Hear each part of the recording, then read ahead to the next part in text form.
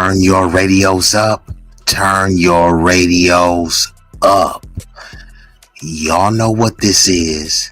Y'all know who this is.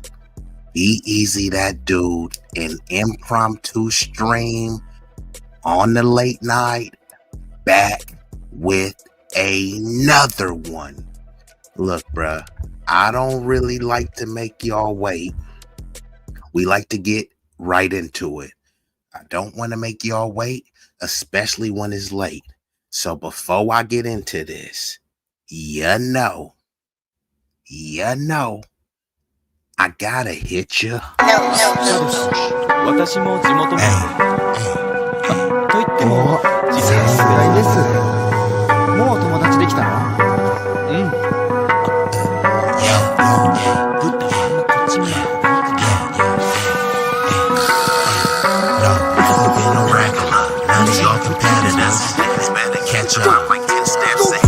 This promethazine got me leaning like a cholo in the club. I'm 20 deep.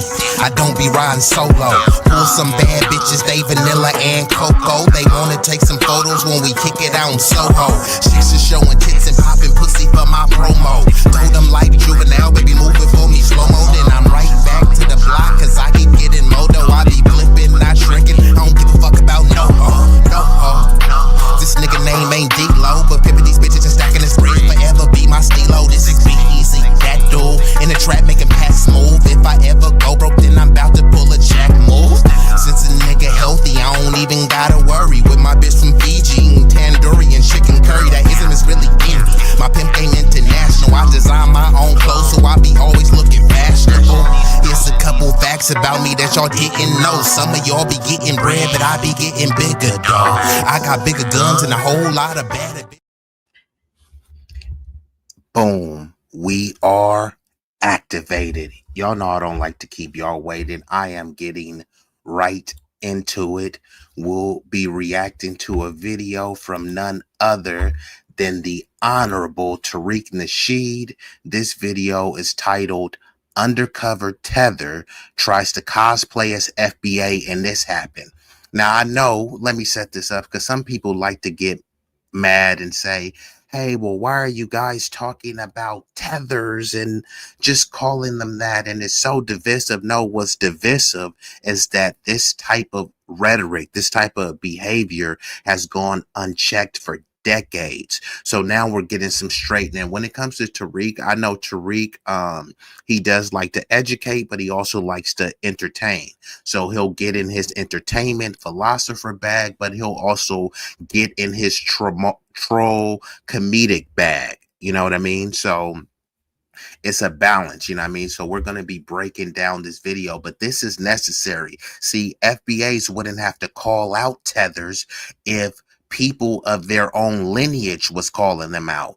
The Caribbeans, y'all know how anti-black that many of y'all family members were. And instead of you calling it out, you try to act like you don't even know. Well, why are FBAs acting this way and responding this way? Yeah, we're responding and reacting towards the disrespect. We didn't initiate the disrespect. And now what's happened is because FBAs are superior and superb when it comes to roasting and just the whole entire culture of roasting, playing the dozens, etc., people get in their fifis because they just can't contend with us when it comes to slinging mud. You know what I mean? Look, we've lived our whole lives being called everything. You know what I mean? Nigger is just the tip of the iceberg, right?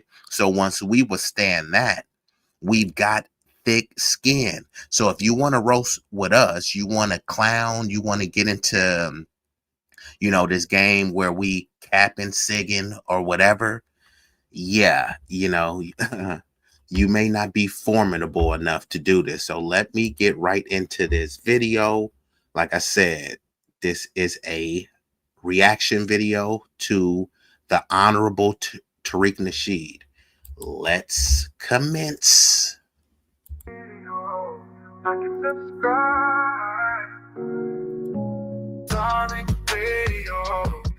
Subscribe.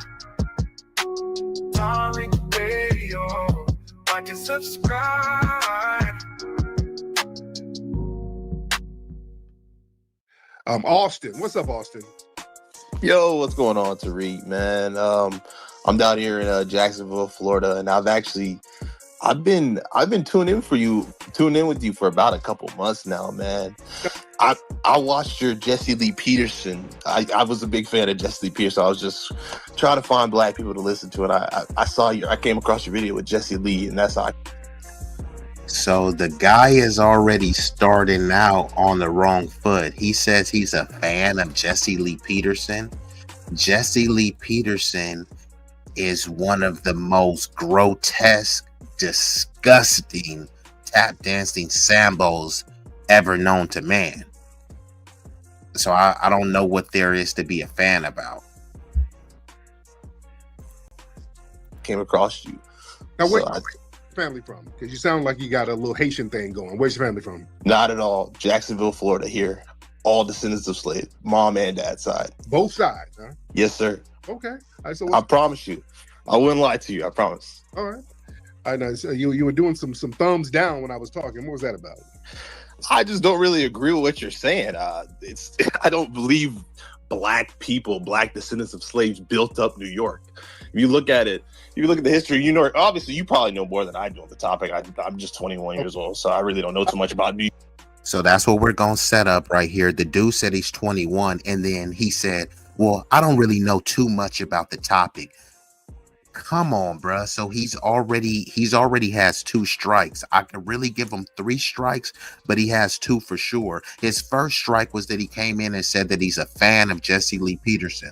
I could hear if you listen to Jesse Lee Peterson, you want to dissect and debunk Jesse Lee Peterson, but to say that you're a fan of Jesse Lee Peterson, then he comes up here and says that no, descendants of slaves. And this is the whole thing. When people say descendants of slaves, you have to make sure that they are talking about descendant of U.S. American chattel slavery, the descendants of freedmen, because people will say, hey, I'm from some part in West Africa. I'm a descendant of slave. Yeah, that's true. But we're not conflating descendants of global slaves with descendant of American freedmen slaves. So he's over here, and I proved this on one of my other streams, but maybe I'll pull up some of the receipts as well. But you don't have to take my word for it. Like I said, you can use Grok, ChatGPT, Microsoft Copilot, Claude AI, whichever platform that you want to look, and then you could search and see how instrumental and foundational Black American descendants of U.S. chattel slavery were to the building and the foundation of not only this nation, but New York, specifically New Amsterdam, what the colony was called. So here we got this 21-year-old young whippersnapper, still wet behind the ears, breath smelling like Similac. So he's up here coming to debate somebody. If you're going to come to debate, be equipped. That's like going to debate a football analyst. But it's like, now I admit, I don't know much about football, and I'm sure you probably know more than me. You're already conceding that. So you need to bend the knee intellectually, because you've already conceded that you are not intellectually on my level. You are not formidable to be engaging in any type of debate. And like my elder said, Dr. Henrik Clark, I only debate my equals. All others I teach. This dude is not no equal to Tariq. This dude is not an equal to most FBAs. He's a babbling, buck-broken buffoon. But let's see what else he has to say. York specifically. Stop. Okay. I just gave a rundown. Either what I said was true or not true. Were there black people in New York with the Dutch clearing the roads, building some of the early infrastructure? Either they were or they were not. And that got it to this point of Wall Street and multimillionaires. I'm pretty sure. I think. You see, he didn't answer that question. He said either this happened or it didn't. So now he's trying to obfuscate and move past the point. So now he has to concede that the point was true. that we were foundational to the building of New York. So now he's saying, oh yeah, but that led to what it is today. Of course, if you lay the foundation for something, that's literally what that means. 1 out of 2 or 1 out of 3 people in New York City right now are millionaires. And you think that specifically got New York to where they are right now? Immigrants didn't. Well, you think it was immigrants? I do not. I just don't think it was specifically black people. I think you're giving black people too much credit. Well, the thing is, how come none of these people did none of this stuff without us? I think they could have done it without you. You're talking about clearing roads. You're talking about clearing roads. I don't believe. So you see how he's trying to disparage and denigrate and mind you, he's claiming that he's from the lineage. And this is one of the goofiest talking points for the high IQs, but also the step it, fetches sambos and the tap dancing tethers. All you guys were farm equipment. You guys just cleared the road. So he's just trying to make it seem like this was just this menial task, right? That anyone could have done it. Wouldn't that speak to how lazy your people are? Okay, if enslaved freedmen were just farm equipment, right? Why didn't you have other people do that, right? Why didn't you have the whites just be farm equipment, right? If y'all hate us so much, why would you need some farm equipment that you hated? And if it was just so easy, you wouldn't need farm equipment because you can just do it. You know what I mean? That's like just saying, y'all was just like the vacuum cleaner. Okay, have you tried to clean your carpet without a vacuum cleaner? Well, you don't need a vacuum cleaner to clean the carpet. Okay, so why didn't you clean your carpet without the vacuum cleaner? You were just a tool. Okay, but why didn't you clean your carpet without the vacuum cleaner? And that's what they do. You guys were just farm equipment. You just picked cotton. Okay, cotton was just so easy. Why didn't you do it? You were farm equipment. Okay, why didn't you get out in the farm and just discard this equipment and do it? And then it just keeps going back. You were farm equipment. It's just like a broken record. He's doing the same thing with this as well. Okay, if they didn't, this doesn't make any sense. We don't need those dumb low IQ blacks, so we're just going to enslave a bunch of them and have them do all the work because they're so stupid and so dumb and I can't stand the sight of them. Does that make any sense to you? No. With all that woulda, coulda, shoulda shit, why didn't they do it without us? How come they couldn't build a sustaining colony without us? Answer that, please. I mean, I think you're giving black people too much credit. Well, the thing is, how come none of these people did none of this stuff without us? I think they could have done it without you. You're talking about clearing roads. You're talking about clearing roads. I don't believe. No. With all that woulda, coulda, shoulda shit, why didn't they do it without us? How come they couldn't build a sustaining colony without us? Answer that, please. I mean, they did. Look at what the United States is right now. No. Don't you?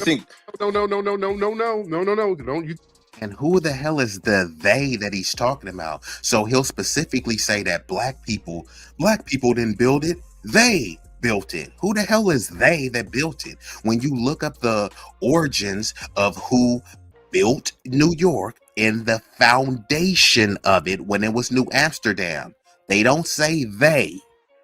They say black people, freedmen, formerly enslaved Africans. That's who they say built it. They don't say immigrants and they don't say they. Can't jump. No. The original colonies, they didn't get anything. It's popping now because of our labor. It's because we were because of black labor. So black labor is just so special and so black. Say that one more time.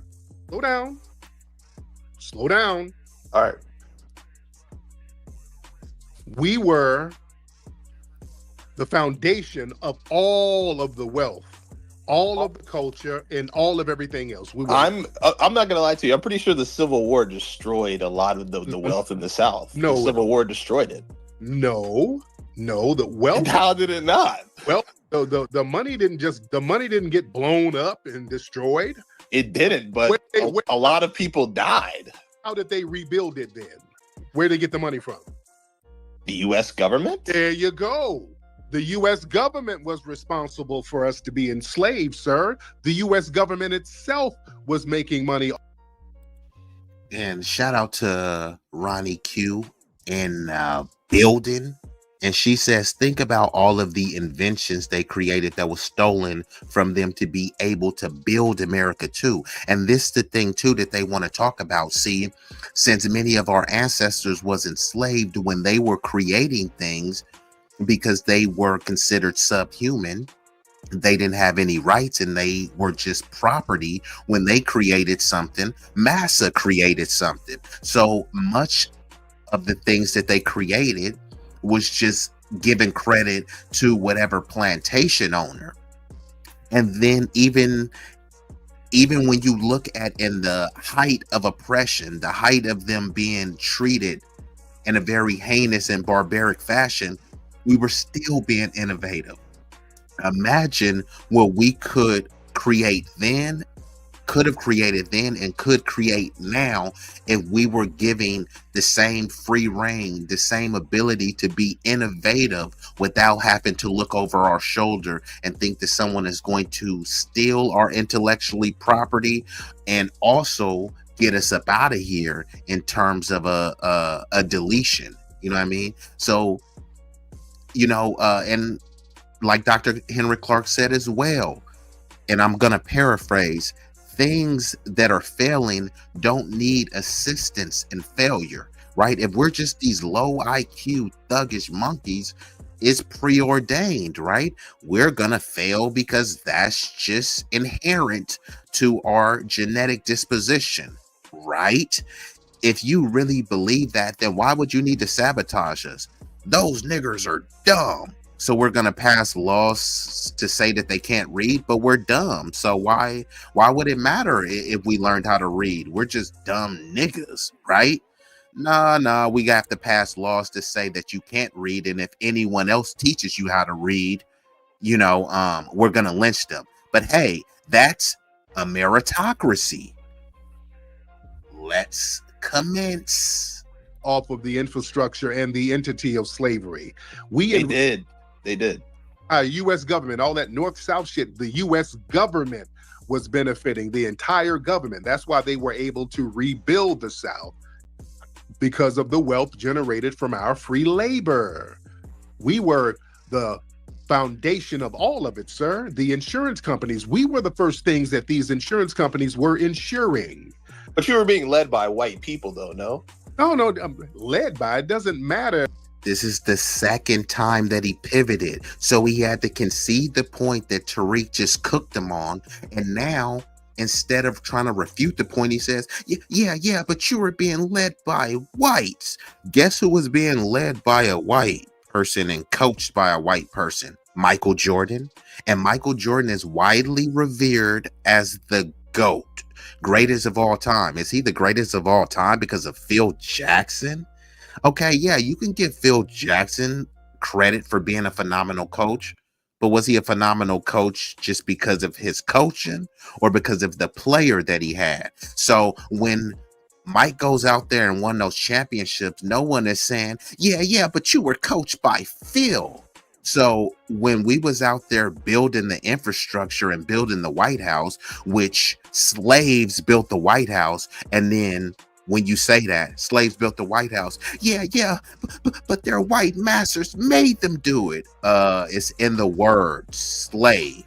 Did they build it or did they not build it? Yeah, they built it, but the master told them that. Okay, just answer me this question: did they build it or did they not? Because right now they like to say immigrants built the nation.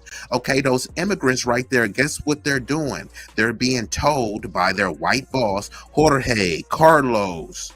They're saying, hey, Reynaldo, go out there and build. And when they go build something, they're not saying that the white boss built it. They're saying that those immigrants built it. But then when it comes to us and our ancestors who actually physically built it, it's like, yeah, you built it, but the master told you to. Like, come on, bruh. That's a very juvenile, rudimentary talking point. Gonna have to come better than that.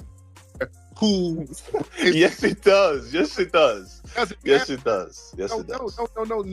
no. It doesn't matter who was being violent and hostile. That's like saying, well, Michael Jackson made Thriller, but Joe Jackson was whooping his ass. No, it doesn't matter. Michael Jackson was still the talent, and he still made the greatest album ever. We, foundational Black Americans, we produce the greatest culture globally. We are Dude, who are the founders of the McDonald's? Was it the Koch brothers? the founders of who? The McDonald's. Was it the Koch brothers or something like that? Of McDonald's? That I don't know. I don't know about that, but that's The founders. But do the FBAs working at McDonald's get credit for building McDonald's to what it is now, or is it the Koch brothers or whoever built McDonald's? no. Is that No, that's a bad analogy. how is that a bad analogy? you were the help. Black people were the help, and I'm glad we were the help. More than just the help, sir, because we were. And see, this is very disparaging in saying we were the help. And let's just say that we were the help. Doesn't that mean that the white colonial racist powers were extremely lazy? We were the help. Why did they help themselves? So when they say pull yourselves up by your bootstraps, they don't say have a slave pull yourself up by your bootstraps. They say pull yourself. Pull yourself, not have a slave pull you up by the bootstraps. So let's just take this at face value. Black people were just the help. You were just doing what Massa told you. Okay, why was Massa so lazy, disgusting, and degenerate that he didn't want to get out there and pick his own cotton? I mean, that's pretty lazy. So we're out there busting our butts, blood, sweat, and tears working, and we get the reputation for lazy. Meanwhile, you got some fat, yellow tooth pedo, you feel me, going over here barking out orders, whipping people, and you don't think that's lazy? You think that he was building? Okay. For some of the inventors, we were the ones with the ingenuity. The ones we were the agrarian culture. We were not just the help. If it were that simple, why the hell couldn't the white people do it? They did. I mean, if you look at Black countries today, you see how he tried to breeze past that? Hey, they did it. And if you look at Black countries today, and this is the pivot that people always like to do. I am American. I am not African. Stop trying to pivot to Africa. You see how they always try to pivot to Africa, but they never try to pivot to Europe with these other people. They don't pivot to the slums of Europe. They don't pivot to the dark ages. They don't pivot to when Europeans weren't even taking baths. They don't pivot to that, but they always want to pivot to some place in Africa to try to say, look, Blacks didn't build anything. Look at Africa today. Okay, let's just say that that's true, right? If Africans are just so bad, right? They love to talk about the bell curve, and sub-Saharan Africans are just so dumb. If they're so dumb, then why are you continuously exploiting them? Why are you continuously sabotaging them? What is Christian about that, right? Let's just say that we are just these low IQ, mentally handicapped people. What do they do with the handicapped people? They give them a placard to say, here, you can park in the front because you're handicapped. We recognize that you have a mental, intellectual deficiency, and in order to ensure that you are treated fairly and justly, we're going to say, hey, here's a placard so you can park up front. We're going to allocate resources to ensure that, hey, this person is handicapped, but we want to make sure that they are going through life and seen as humane, right? Isn't that what you would do with the handicap? Instead, it's like, nana boo boo, the Blacks got a low IQ. Okay, so if we really do have this low IQ, why the hell are you making fun of us? Shouldn't we get more resources to say, okay, cool, let's just get the Blacks IQ up? Instead, it's, Blacks got low IQ. Blacks got low IQ. Okay, so how are we going to fix that, right? We do have a low IQ, right? I'm being facetious, but we do have a low IQ. So how do we get that up? Oh, you get on a podcast and talk about sub-Saharan African and how low the IQs are. Okay, how does that help people pass a test? Why are you conflating a kid taking a test in Chicago with a kid in a poor village in Chad or Sudan? Let's commence. That can give you some sort of indication on who really built America. Deflection. I ain't talking about no other black countries. We ain't them. We're different. But genetically, you're the same. No, we're different. I mean, everybody's the same genetically if we're going to go that route. Yeah, that's what I'm saying. But yeah, culturally, we're different. So you're saying that black people, when they got here and they mixed in with Europeans, that made them smarter, and that's where your ingenuity came from? Is that what you're saying? We had an ethnogenesis here. We did have an ethnogenesis here, but I'm talking about. I'm saying my main argument is that I don't think black people today. I don't think black people then built anything by themselves, and I know for a fact black people today don't build anything. I'm 21. I'm around. So he's saying black people didn't build anything by themselves, but clearly the white people didn't build anything by themselves, because like he just said, we were the help. So if we were the help and we were air quote helping, clearly white people weren't building anything by themselves. So this dude is just being super contradictory. And then when he tries to go and act like, oh yeah, but they built something by themselves in another European land. Those Europeans weren't even considered white. They got adopted into whiteness way later. They try to talk about the Roman Empire. Romans weren't considered white. Even Irish weren't considered white until way later. And clearly they didn't build anything over there. That's why they had to flee over here. And the Romans, they squandered what they had. So they were in charge, right? They built something, but then they also squandered it. So what they want to try to do is talk about a team that won a championship, and then you still have the same championship team, but then you choked for several years after that. But you want to bask in the glory of when you won a championship. No, what about all those years that you didn't make the playoff and that your team stunk? You don't want to talk about that, right? So this dude is just all over the place, incoherently, bozo babbling. You guys didn't build anything by yourself. But you just said that we were helping build everything else, meaning we were the foundation. On the bunch of degeneracy that I see online, of course, it's propaganda. But culturally, we're different. So you're saying that black people, when they got here and they mixed in with Europeans, that made them smarter, and that's where your engine. So this is why the title says Undercover Tether tries to cosplay as FBA.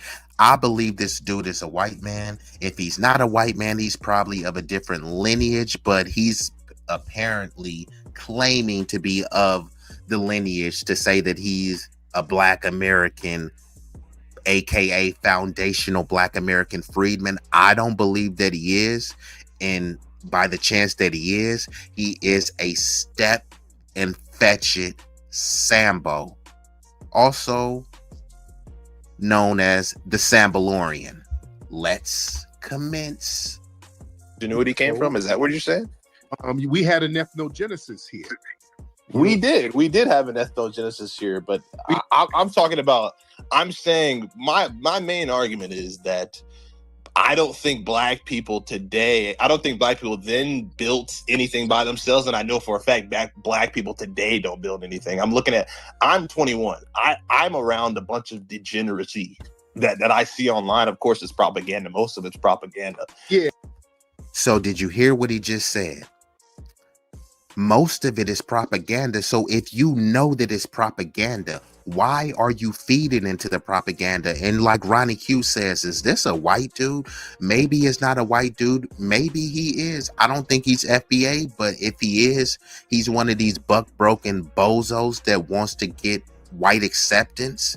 So he's willing to bend over and, spread cheeks and get railed from behind, thinking that it will get him closer to white zaddy. Because all of this stuff that he's saying can be easily debunked. And now he's saying that he's 21, right? He said he's around degeneracy all day. You are what you attract. So that's like me going around, man, all I be around is crackheads and fentanyl heads and whores and hookers, man. Our society is just degenerate. This country is just degenerate. Like, bruh. Go touch some grass. Go hang around some doctors. Go hang around some financial experts. Go to the library. Go volunteer your time. You know what I mean? Go to a community garden, go to the opera, go to a museum. There's so many places that you can go where you won't see no degenerate stuff. So when you say that you're around degeneracy all day, that's the choice, right? Unless this dude is broke and dusty, I'm sure you have a car to drive wherever you want. I'm sure you have a cell phone where you can delete the people that's degenerate out of your phone. You have the choice. So if you're hanging around degenerate people all day, that's on you. Like, what are you complaining about? That's like me going to the strip club and saying, man, bro, it's just a bunch of degenerate hoes, man. All I see is hoes all day. Nigga, all you do is go to the strip club every day. Why you think you seeing hoes? But I see the stuff that I see today. Not too many young black people are building anything. Not too many young black people are building anything. Degeneracy, that means you're cherry picking. Okay, be the change that you want to see. Ain't that what like people like to say? This dude is 21, right? He's saying not too many young black people are building anything. Okay, this would be the perfect time where if he were building something to say, not too many black people are building something. So that's why I started this company, so I could help employ, empower, enrich, and franchise young black people. Instead, he's just like, people aren't building. People aren't building. Nigga, you ain't building. Bruh, it's almost like somebody walking by a bunch of trash on the street. Man, no one picks up trash. There's just so much trash on the street. People littering left and right. If only someone could pick up pieces of trash. Have you picked up any trash yet? Nah. What are you gonna do about all this trash? Get on a podcast and cry about people not picking up trash? That's what this dude is doing. Black people aren't building anything. Nigga, what have you built? Nothing. Instead of building, he's spending most of his time babbling incoherently. Degeneracy. I'm not. That means you want to be around it. I'm around progressive black people all the time. If you're around degeneracy, that means you're cherry picking it, and there's something about you that makes you feel good about cherry picking black degeneracy. Because I don't feel good about that. I don't feel good about seeing it. Because see, you said you were a fan of Jesse Lee Peterson, so that's I find him funny. I find him funny. I find Jesse Lee Peterson funny. That's a lot.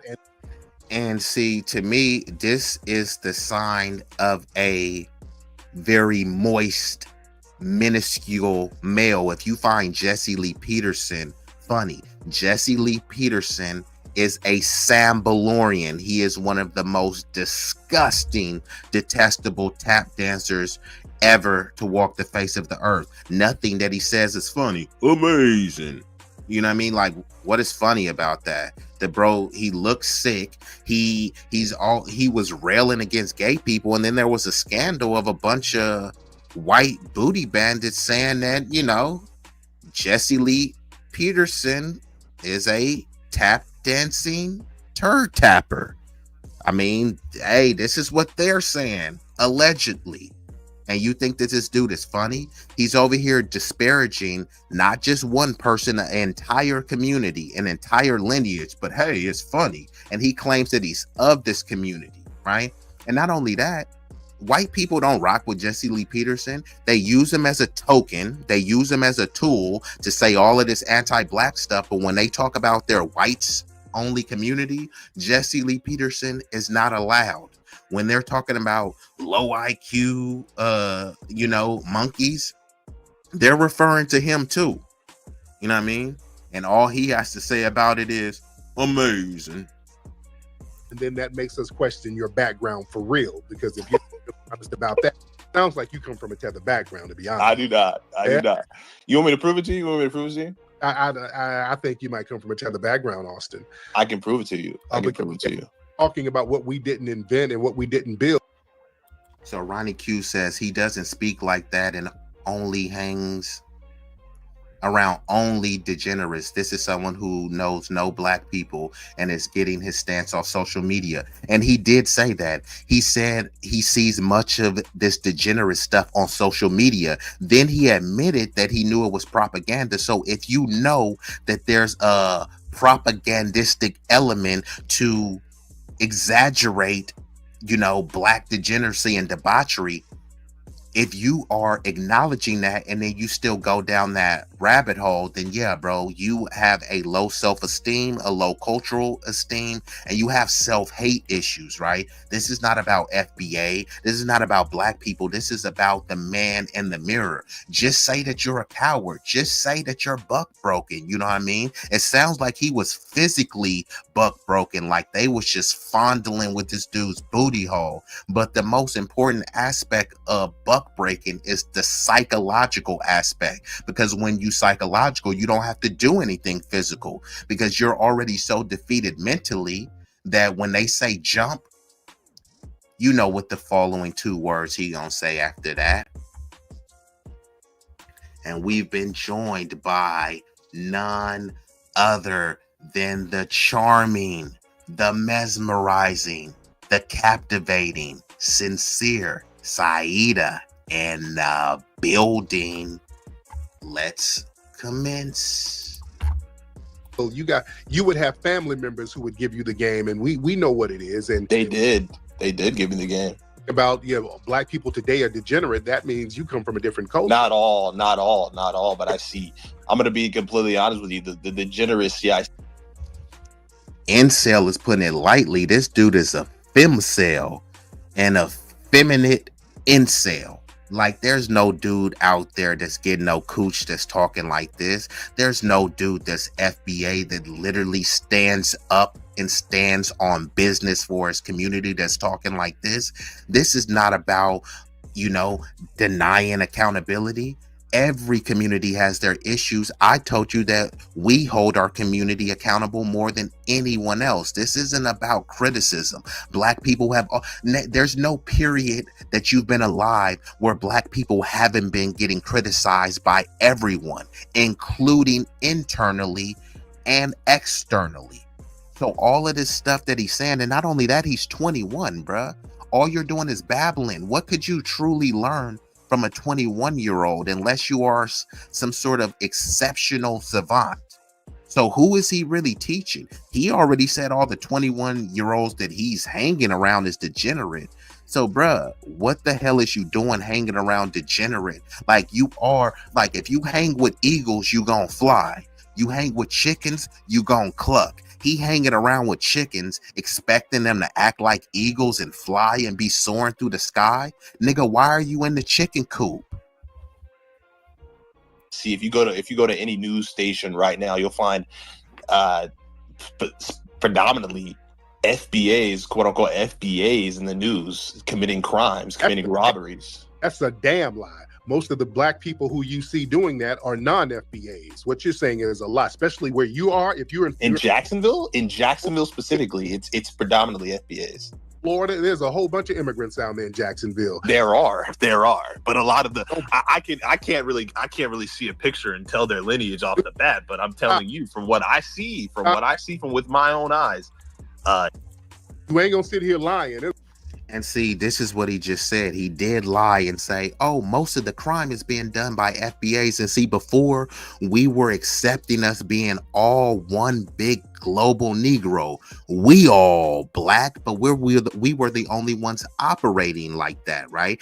And that needs to stop. The delineation is the only way going forward, and disaggregation is the only way going forward. Now, I know people like to say, oh, you're being divisive. Yeah, people need to be divided. You need to divide in order to be united. Otherwise, if we're going to keep this standard and this logic with us, that we're all one big global Negro and we're all the same, then that means all Asians is the same. You know what I mean? A Korean is no different than a Chinese person. A Filipino person is no different than a Cambodian. A Thai person is no different than someone from Myanmar, right? People will say, hell no, that you can't say that. You can't do that. But with us, we have to do that, right? Let's just think about the indigenous, right? There's over 500 plus federally recognized tribes. Nah, let's just call them one big Indian, one big Native American, one big indigenous, Seminole. Nah, man, y'all the same as Cherokee. Choctaw, man, y'all the same as Navajo. Y'all are all Indian.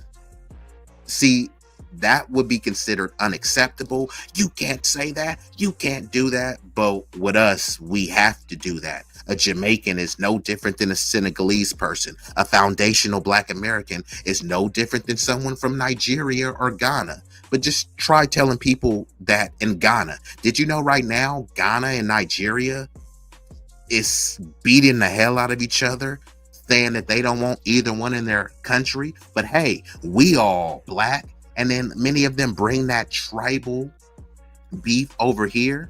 And then they wonder why, okay, we can't get on one accord. So when that same Nigerian person wins an award, Nigeria stand up. That same Nigerian person does a crime. See, this is just Black culture. No, keep that same energy. That was a Nigerian that did that crime. So that's Nigerian culture. No, you can't say that. You're being divisive. Weren't they being divisive when they got that degree? They got that degree and they start flying the Nigerian flag. Hey, salute to y'all. I'm not Nigerian, so that flag really doesn't mean anything to me. You know what I mean? The American flag means something to me, and I don't have an issue. I love people from everywhere. All we're saying is just fly the flag all the time. You know what I mean? Don't commit a crime and you hide the Nigerian flag. No, fly that flag when you did that scam and they locked up a bunch of Nigerians. Don't try to say that I'm Black, I'm African American. No, you're Nigerian. You know what I mean? So this dude is talking about all of this crime, saying, look at Kodak Black. Kodak Black is Haitian. He acts like he loves Haiti, except he said he never has been to Haiti and he doesn't plan on going to Haiti.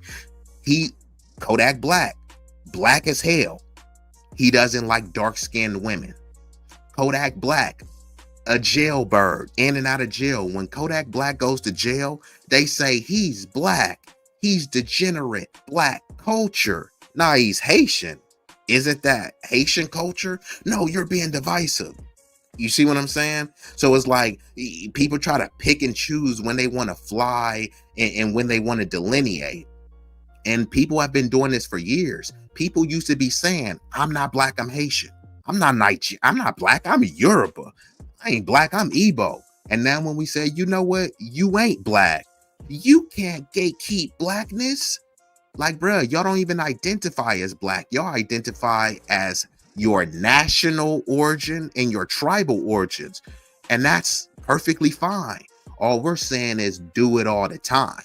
Don't try to come over here and get some benefit from being African American. Then you extract that resource and then you start saying our culture is so superior because we're Nigerian and y'all don't have no culture. It's like, okay, but the culture that you're cosplaying, nothing about that is Nigerian.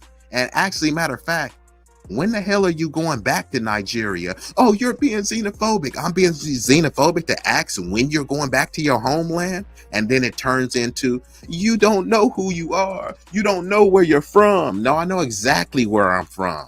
And I know exactly where my homeland is. It's called America. There's a bunch of immigrants down there in Jacksonville. We're not gonna lie. There are a bunch of immigrants in Jacksonville and all over Florida. Bahamian, Haitian, Jamaican, all over. When you start looking at some of these crimes, it really ain't. I concur, because anti-Blackness is global. But okay, I'll challenge y'all. Show me the prominent Nigerian that's speaking about what Trump is doing in Nigeria right now. You hear FBAs talking about what Trump is doing in Nigeria.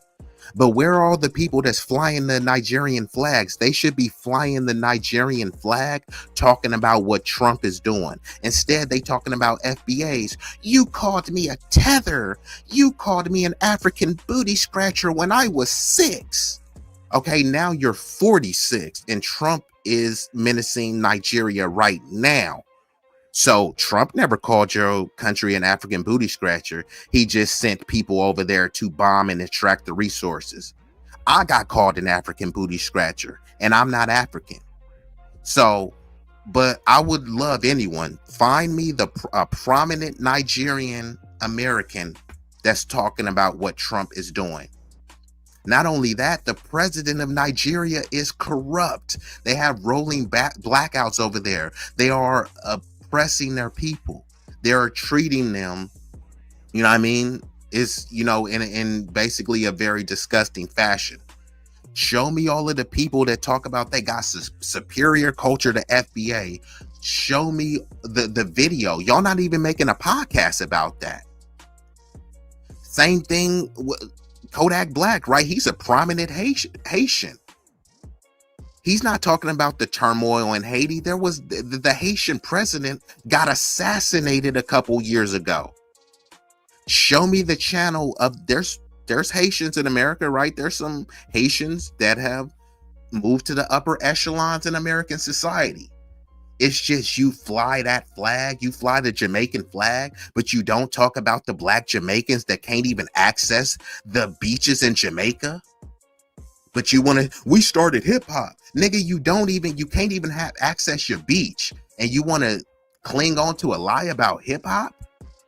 I mean, come on, what is really more important? You hanging on to the hip hop lie, or being able to be a proud Jamaican walking on the beautiful beaches of Jamaica?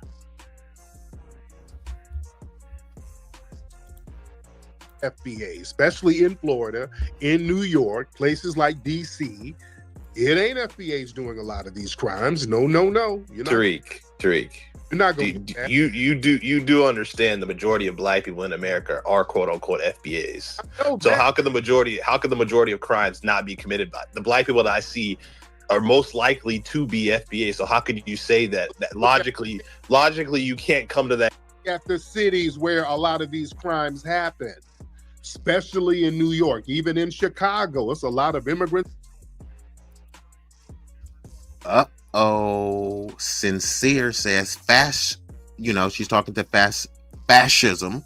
Excuse me, got a little tongue-tied. Whites have been menacing countries in Africa for hundreds of years, so whatever Trump is doing is old. That's also the majority of Africans seem to idolize whiteness. That is true, right? It's billions of y'all over there. Y'all like to talk about people of color. Okay, why the people of color Arabs? Why they ain't helping? Those Arabs are African too. No, because many of those Arabs see themselves as dark Caucasians, i.e. whites in Africa. But y'all don't want to talk about that stuff. Many of the black Muslims who try to Arabify themselves end up being like Myron Gaines, a tap dancing tether, or basically you try to kind of discard some of your blackness to assimilate more into Muslim culture. And if you're just Muslim, there shouldn't be black Muslims in there. Y'all all Muslims, right? It's almost like, why the hell is there a black church and a white church and an Asian church? And then when these Africans come over, guess who they want to go to church with? They don't want to go, my brothers, my sisters. No, they don't want to go to church with us. They want to go to church by themselves. They come over and we all black, except y'all come over here and y'all want an African or a Caribbean church. And if y'all don't go there, y'all want to go to the white church. Hey, fine. Do that. Just stop acting confused about why your homeland is why it is. I go over there, you know what I mean? They're going to give me a hard time, you know what I mean? Yes, the locals will love you. I'm talking about the political apparatus, the power brokers over there. All they see us as is a sweet lick. Don't take my word for it. Take it for people that are not only been there, but have been over there. And then, hey, if it's as sweet as you think it is, it's all flip-flops and sandals. Why the hell ain't you there? Do y'all notice all the prominent Pan-Africans ain't in Africa? That doesn't make any sense. Imagine somebody talking about, man, I'm going to clean up the streets of Oakland, man. I can't stand for all this violence, this crime, this depravity in Oakland. So I'm going to clean up the streets of Oakland from Philadelphia through a Zoom meeting. Huh?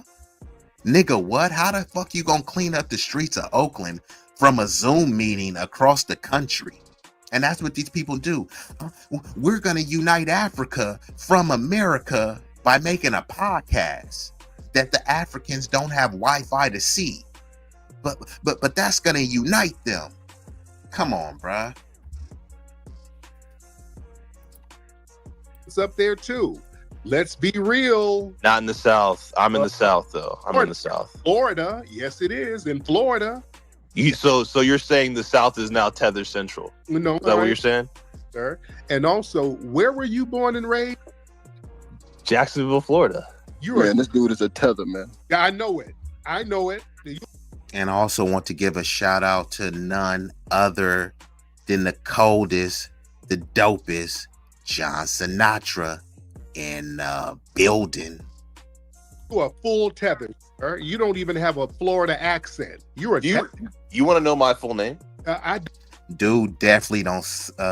Where's my girl Sunlight at? Salute to Sunlight. Sunlight is from the 850. She from Florida. Excuse me. She from Florida. This dude don't sound like he from no Florida. This dude sound like I don't know where this dude's from. Montana, Utah, a square from Delaware. Don't care. You're a tether, sir. I'm not a tether at all. I'm more FBA than you are, bro. You're in California right now. You moved away from the South. You've been dishonest about so many other things. You're going to be dishonest about your lineage. You do not have a Southern Florida accent whatsoever. I know our accents. And actually, fascism watch, this is my first time seeing you over here. So are you part of Antifa? Are you Antifa? Let me know. But salute to Fascism Watch in building. I have relatives in Florida. I know what they sound like. I know what we sound like in different parts of the country. You do not have an FBA accent whatsoever, sir. Your family is Sincere coming in hot. Chef Sincere. Let her cook. So the Nigerians are focused on Trump, but have nothing to say about the Asian takeover they are under. And yes, remember I talked to y'all about nice supremacy and polite supremacy? There are many Asians, Chinese specifically, and Indians who are considered Asian, but they go over there and some of them are polite. Hey, look, we're nicer than the white bigots, but we're going to exploit y'all in the same way. Think about someone that's violently raping someone and someone putting a roofie in their drink. Either way, rape is taking place in both scenarios. It's just one is a little bit more cunning and one is more forceful, but the same result will happen. And that's what's happening over there. People keep talking about FBAs, saying that they got called the African booty scratcher when they was in middle school. The Chinese people are not calling you African booty scratchers. They're calling you something worse than that, because you don't even know what they're saying, because you don't understand the language. They're over there beating the hell out of y'all with bamboo sticks. And then much of the infrastructure they built the infrastructure just to make it easier for them to extract resources. They're giving all sorts of loans that they know that y'all can never pay back. So now they own much of the critical infrastructure over there. And instead of the Nigerians, and I'm just using Nigeria right now, this is not the only place that this is happening to, but in Nigeria, instead of them standing on business and fighting, they're trying to flee here and then come fly a flag and say that we got a better culture than you FBAs because we marry our women and we fly Nigerian flags, even though we don't want to go to Nigeria, right?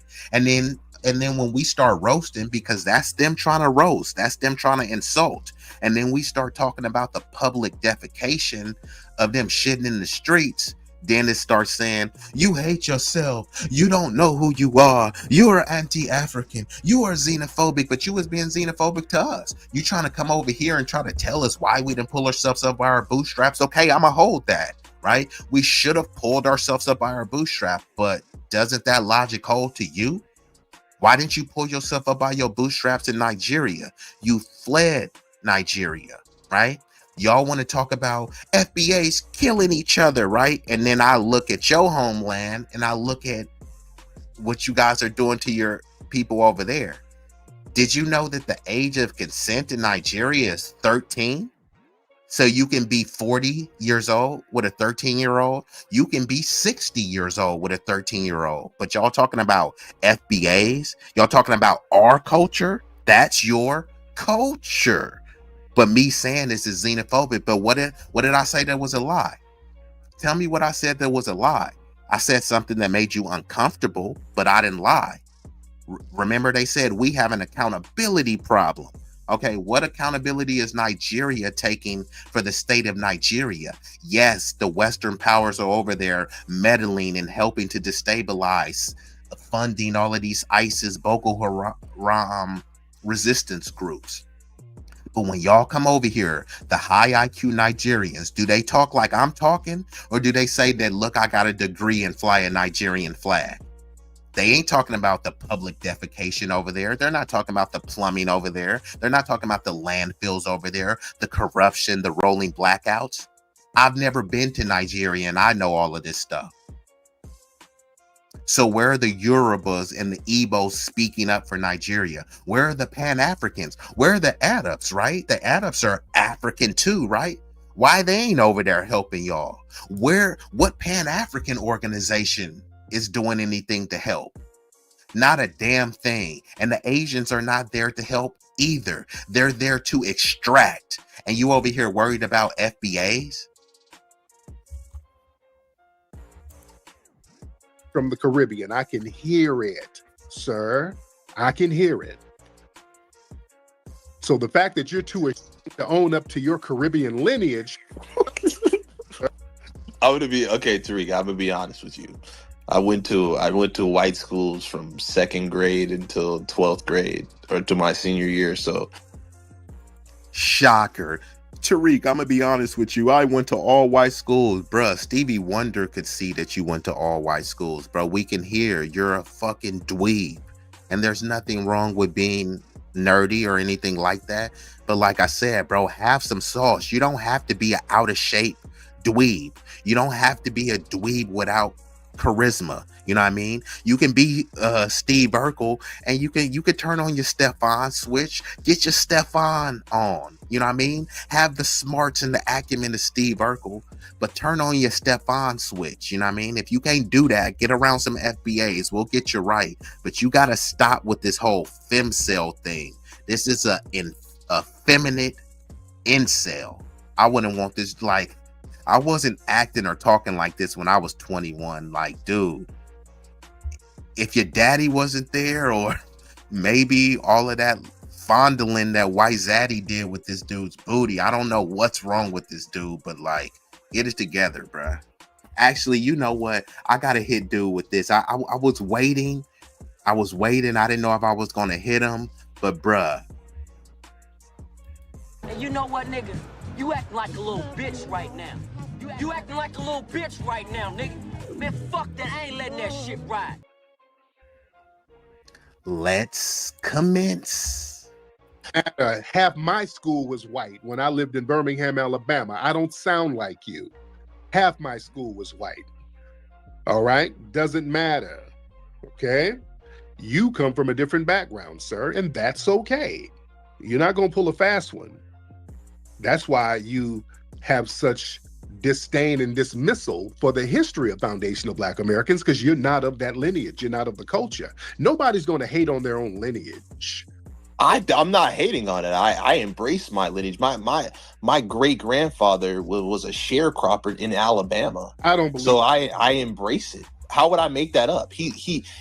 How the hell he gonna say his great grandfather was a sharecropper and then he say black people didn't build anything? You were just the help. So if we were helping build, clearly these other people that you say built something didn't build something by themselves. I said this on my other stream, and now that I got some more people, I'm gonna say it again. When people say who built the railroads, right? Just think about who they say, not who actually built it. Who do they say built it? Y'all know, the Chinese. The Chinese built the railroads. Okay. Chinese people built the least amount of railroad. Let me say that one more again. Chinese people built the least amount of railroad. Guess who built the most? Black American freedmen. Hey, don't take my word for it. I'm a low IQ thuggish monkey. Look this up. Chinese people built less than 700 miles of railroad. Black American freedmen built 9,000 plus miles. What's a bigger number? 700 or 9,000? So when we talk about, oh, what we did and didn't build, yes, much of what we built is always getting erased and framed under this people of color diversity coalition to basically erase and try to diminish our contributions. But look up what I'm saying. Don't take my word for it. He had to escape. That I don't believe it. I don't believe it. Your great grandmother was cutting sugar cane in Jamaica somewhere, eating some goddamn bammy. I don't believe none of that, sir. I don't believe it. You're just saying shit. I do not believe it. Let me ask you this. What do you think, if black people are so degenerate now, what do you think the problem is? I'd say the main. Yeah, this needs to be studied, but this also needs to be highlighted a bit more. And did you know, specifically the Vietnamese and other Asian groups, I might do a segment on this. They worked with some of the alphabet agencies to actually cut us out of our own hair care industry and prop them up to help them monopolize the industry. See, with us, we as much as they want to try to say how degenerate we are, we actually care about everyone, and this has been a detriment to us. See, we wouldn't look and say like, oh, okay, this is some hair products for Jewish people, let's try to take over that Jewish market and those Jews that have to buy for us.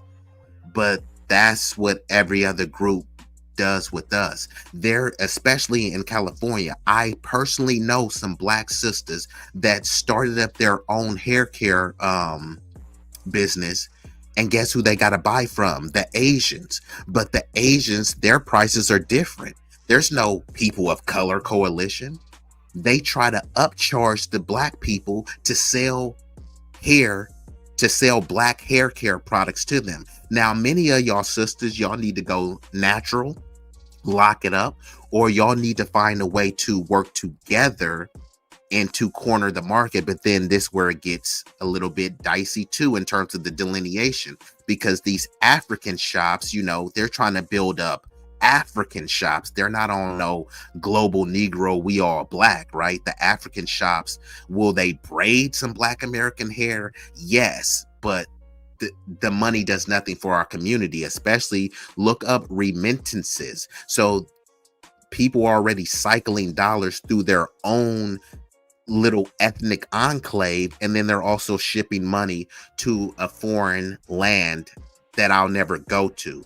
So that's really not benefiting us as well.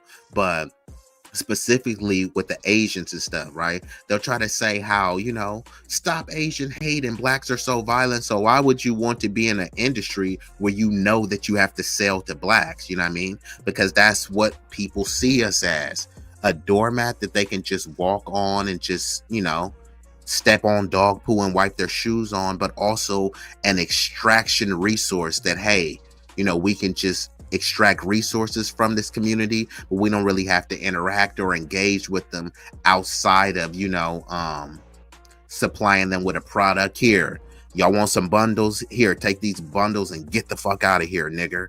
But they'll smile, and maybe they'll say it in Mandarin or in a language that you don't know. They'll call you a nigger in a language that you don't know, with a smile on their face, and that's a form of polite supremacy. Oh no, you know that, you know, they're not racist. You know what I mean? Okay, cool. If they're not racist, then ask them, could you set up any type of black shop in Chinatown? See, they're supposed to be able to set up shop in your neighborhood. If you say hell no, that's xenophobic. They come to your neighborhood and say, hurry up and buy, hurry up and go.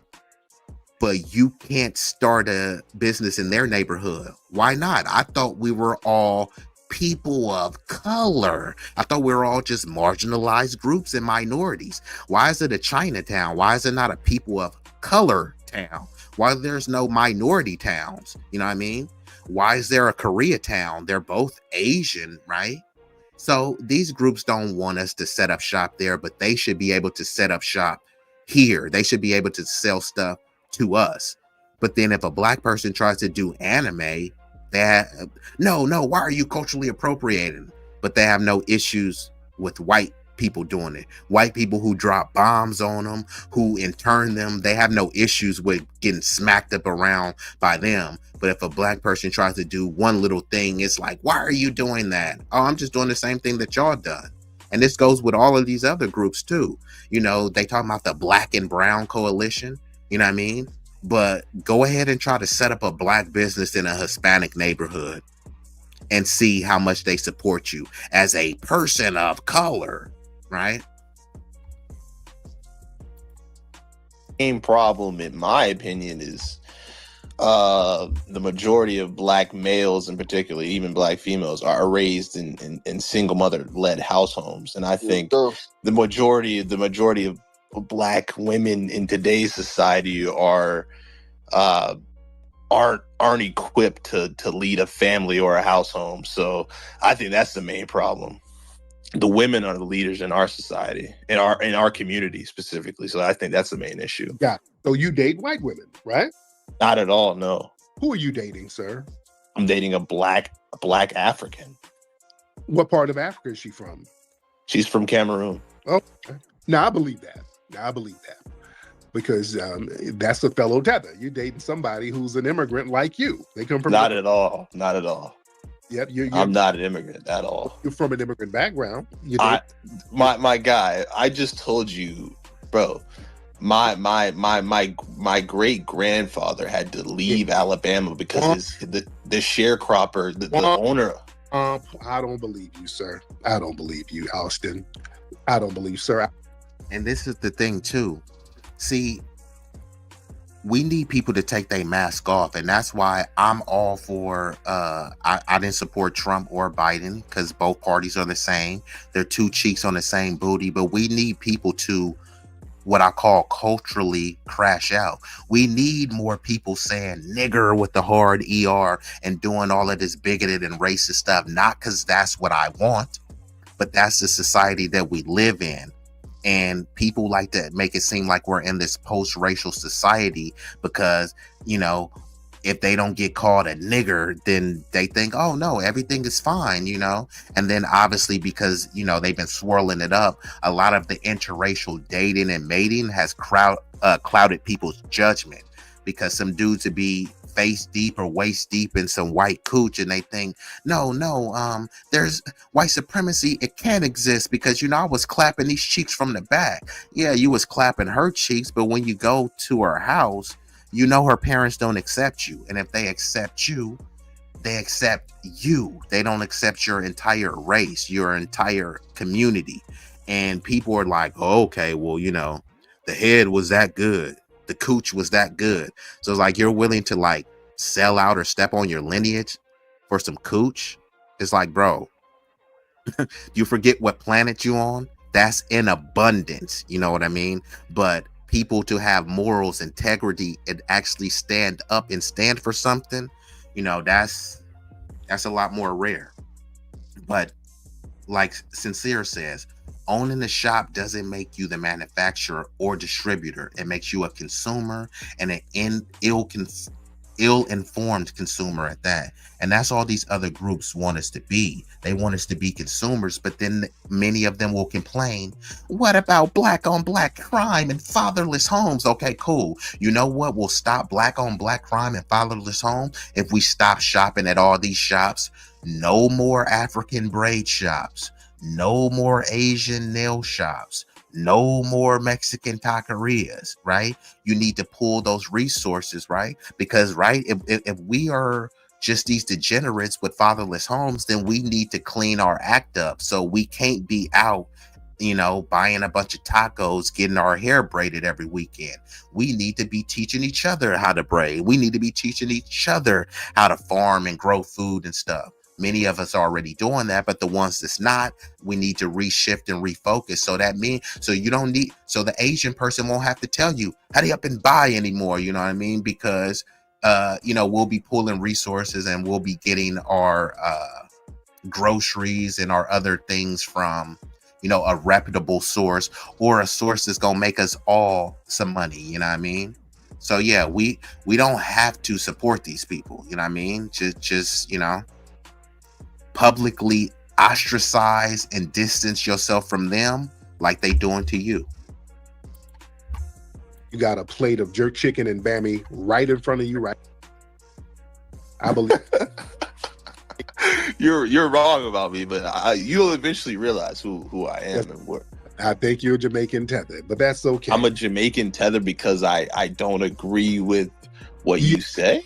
Yep, because you don't agree with history, because you are trying to dismiss history and then change the subject. Tethers do that. We don't do that. We don't deny our history. Brother, I'm probably more FBA than you are, dude. Oh, not you quote unquote you fled to California. How did I flee to my own country? You fled from the South. Most black people embrace the struggle in the South. You left to California. That's tether talk. How's that tether talk? You left the struggle in the South. That's where most black people are. Most black people congregate in the South, not California. I can tell you that. Have so many riots out here. Why were there riots going on right out here too? Because a lot of them left to the. A lot of black people went out west. Okay, I think that's enough of this, dude. I'm a switch gears to the other story because this tether is getting on my nerves. So, yeah. But we got a lot of work to do, especially when you dealing with goofy incels like this. So, what I'm gonna do is get ready to pull up the other story. And before I do that, a friendly reminder. Time for a like intermission. We kindly request that you show love to the channel's creator and platform by leaving a like, sharing, commenting, and subscribing. Don't forget to turn on the notification bell to stay up to date with all the latest content. Liking posts is completely free and helps the algorithm boost our reach. We want to grow the community larger and larger. So thank you all who take the time to support us. It does mean the world to us and doesn't go unnoticed.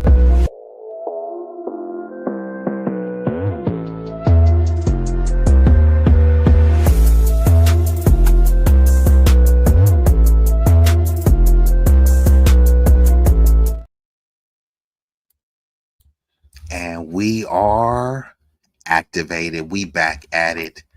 So now switching gears a little bit. This is going to be me reacting to a Piers Morgan Uncensored panel. He has, I think one of the guys is cool on there. The rest of the people are stooges and bimbos.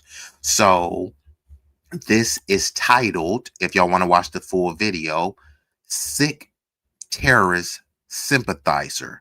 Randy Fine wants Mamdani deported.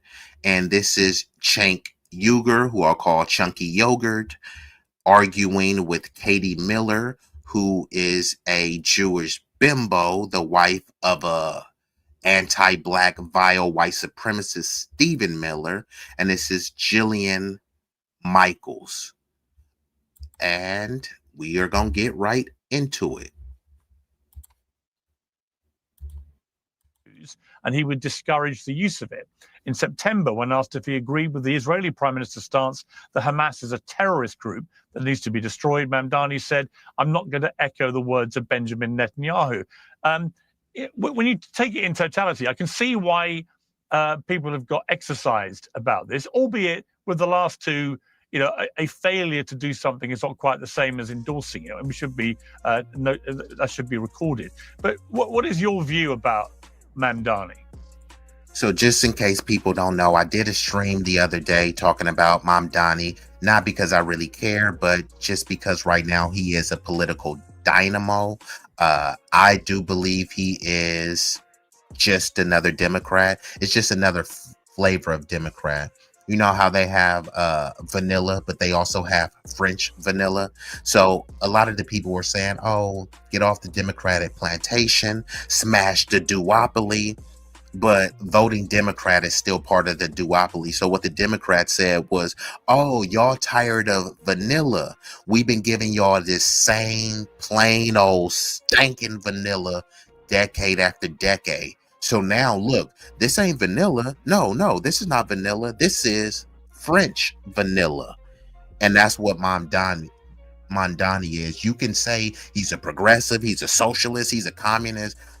None of that stuff is true. But what is factually irrefutable is that he's a Democrat. That is unequivocal.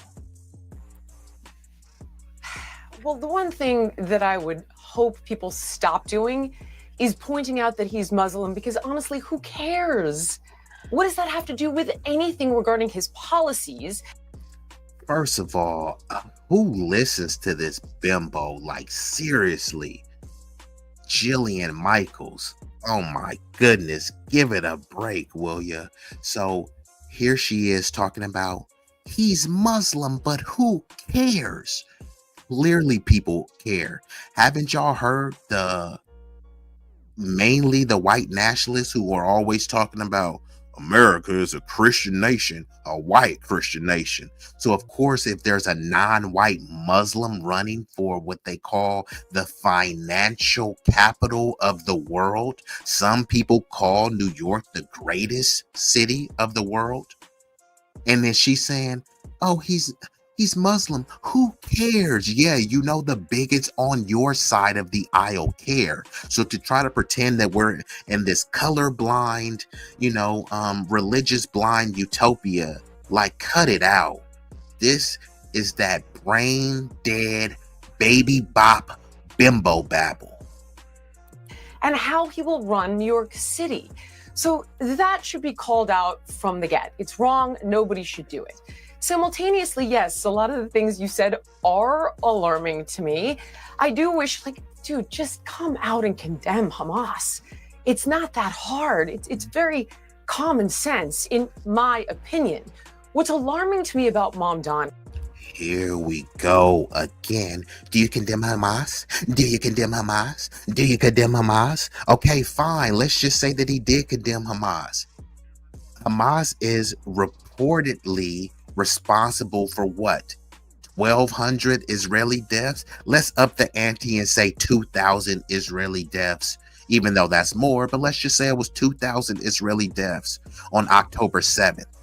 Meanwhile, Israel has been killing tens of thousands. Some people say that the estimates is well over 100K. Half of them being women and children. She's not condemning the IDF. The IDF is committing war crimes. But hey, let's condemn Hamas. You know what I mean? These, Adams that was in flip-flops with AK-47s. Let's condemn them, but let's not condemn the military soldiers who are dropping bombs, who have drones called Hello Daddy, where they wait till the people get home with their kids and then the drone strikes them so that they can have maximum kill efficiency. But hey, let's not condemn that. Like I said, brain dead, baby bop, bimbo babble are his policies. And if we're going to talk about that, I feel like I can pontificate on it. But with regard to him being Muslim, I go back to, again, who cares? And people should stop calling that out. It's wrong. But I guess it's relevant if he is saying. And this is the thing too, especially like bimbos like Jillian Michaels. She's not going to say this. Fascism says Hamas was created with the help of Israel to disrupt secularism in Palestine. Yes, Bibi Netanyahu, or Bibi Satan Yahoo, he helped build some of those tunnels. You know how they like to say, Hamas, they like to use their people as human shields and hide in the tunnels. You mean those tunnels that Israel helped build? They talk about Hamas, that their leaders are billionaires and all this stuff. Okay, didn't Benjamin Netanyahu buffer them up as a group? He wanted them to rise to power so he could make it easier to do what he's doing now, because him and many of his rabid Zionists have always had these genocidal plots and proclivities. See, this ain't the days where, people just had to read it on the snail mail in the newspaper. People are getting this information in real time. You have it at the tips of your fingertip. You have this information at your fingertips. And this is why many of these Israeli Zionist warmongers are pushing to own much of the AI so they can reshift the narrative. You know what I mean? And they always talk about facts don't care about your feelings, but then when you tell them the facts, they start getting in their feelings. Funny how that works. Let's commence. The Islamophobia is endemic in the United States. I mean, do you believe that it is endemic in the United States? A hatred of people for their Muslim faith? I don't think it's endemic in the United States, but it does exist. Racism exists, sexism exists. I don't think it's endemic. And I think that kind of fear-mongering, rage baiting is literally tearing us apart, which is why I want to see it stop when it comes to his religion as well. So listen, he said a lot of things that I don't like. Once again, why do people even listen to bimbos like this? The only reason why I'm breaking it down is because she's being invited on this show because she's being propped up as some sort of thought leader. So it takes people like me to tear down, dismantle these idiotic arguments. So she will say, remember, they all on the right, they always like to say, well, why do you have to make it about race? Talking about race is woke. And now here she is saying that, well, yeah, there's sexism. Well, yeah, there's racism. And yeah, there's Islamophobia. Okay, so if you're acknowledging that there is that, why can't I talk about it? You know what I mean? So, and then when she says it exists, but it's not endemic, what is the definition of endemic? Endemic, regularly occurring within an area or community. That sounds like racism would be endemic. It does regularly occur within many areas, which obviously when you talk about systemic racism, that means endemic. When you talk about redlining people, oh, I don't want the blacks living here. NIMBYs, not in my backyard. That's bigotry, racism, i.e. endemic. Definitions matter. And these are supposed to be the high IQs? Are you kidding me? This is America. He's allowed to say those things. I go back to what I wish people would attack him on specifically are his policies, because that's where I believe he has exceptional vulnerability. Yet she's not attacking him on his policies. She's just whining and opining. So what type of advice is she giving? My advice is attack him on his policies, even though I'm not attacking his policies. Don't like the things that he's saying about Gaza or Hamas or the Jews. Don't double down by saying those things about him being Muslim. That's my opinion. He's never said anything about the Jews. We should just be clear about the fact that he's never said anything about the Jews. That's a way that it's just a phrase that. Yeah, they do need to stop lying. Mamdani, if anything, he's already bent the knee to the Jews. He's talking about how bad anti-Semitism is. So he's already pivoted. But they're trying to act like he's just this flaming, Adolf-loving, fascistic anti-Semite. No, he's already bent the knee, and he has a Zionist on his cabinet.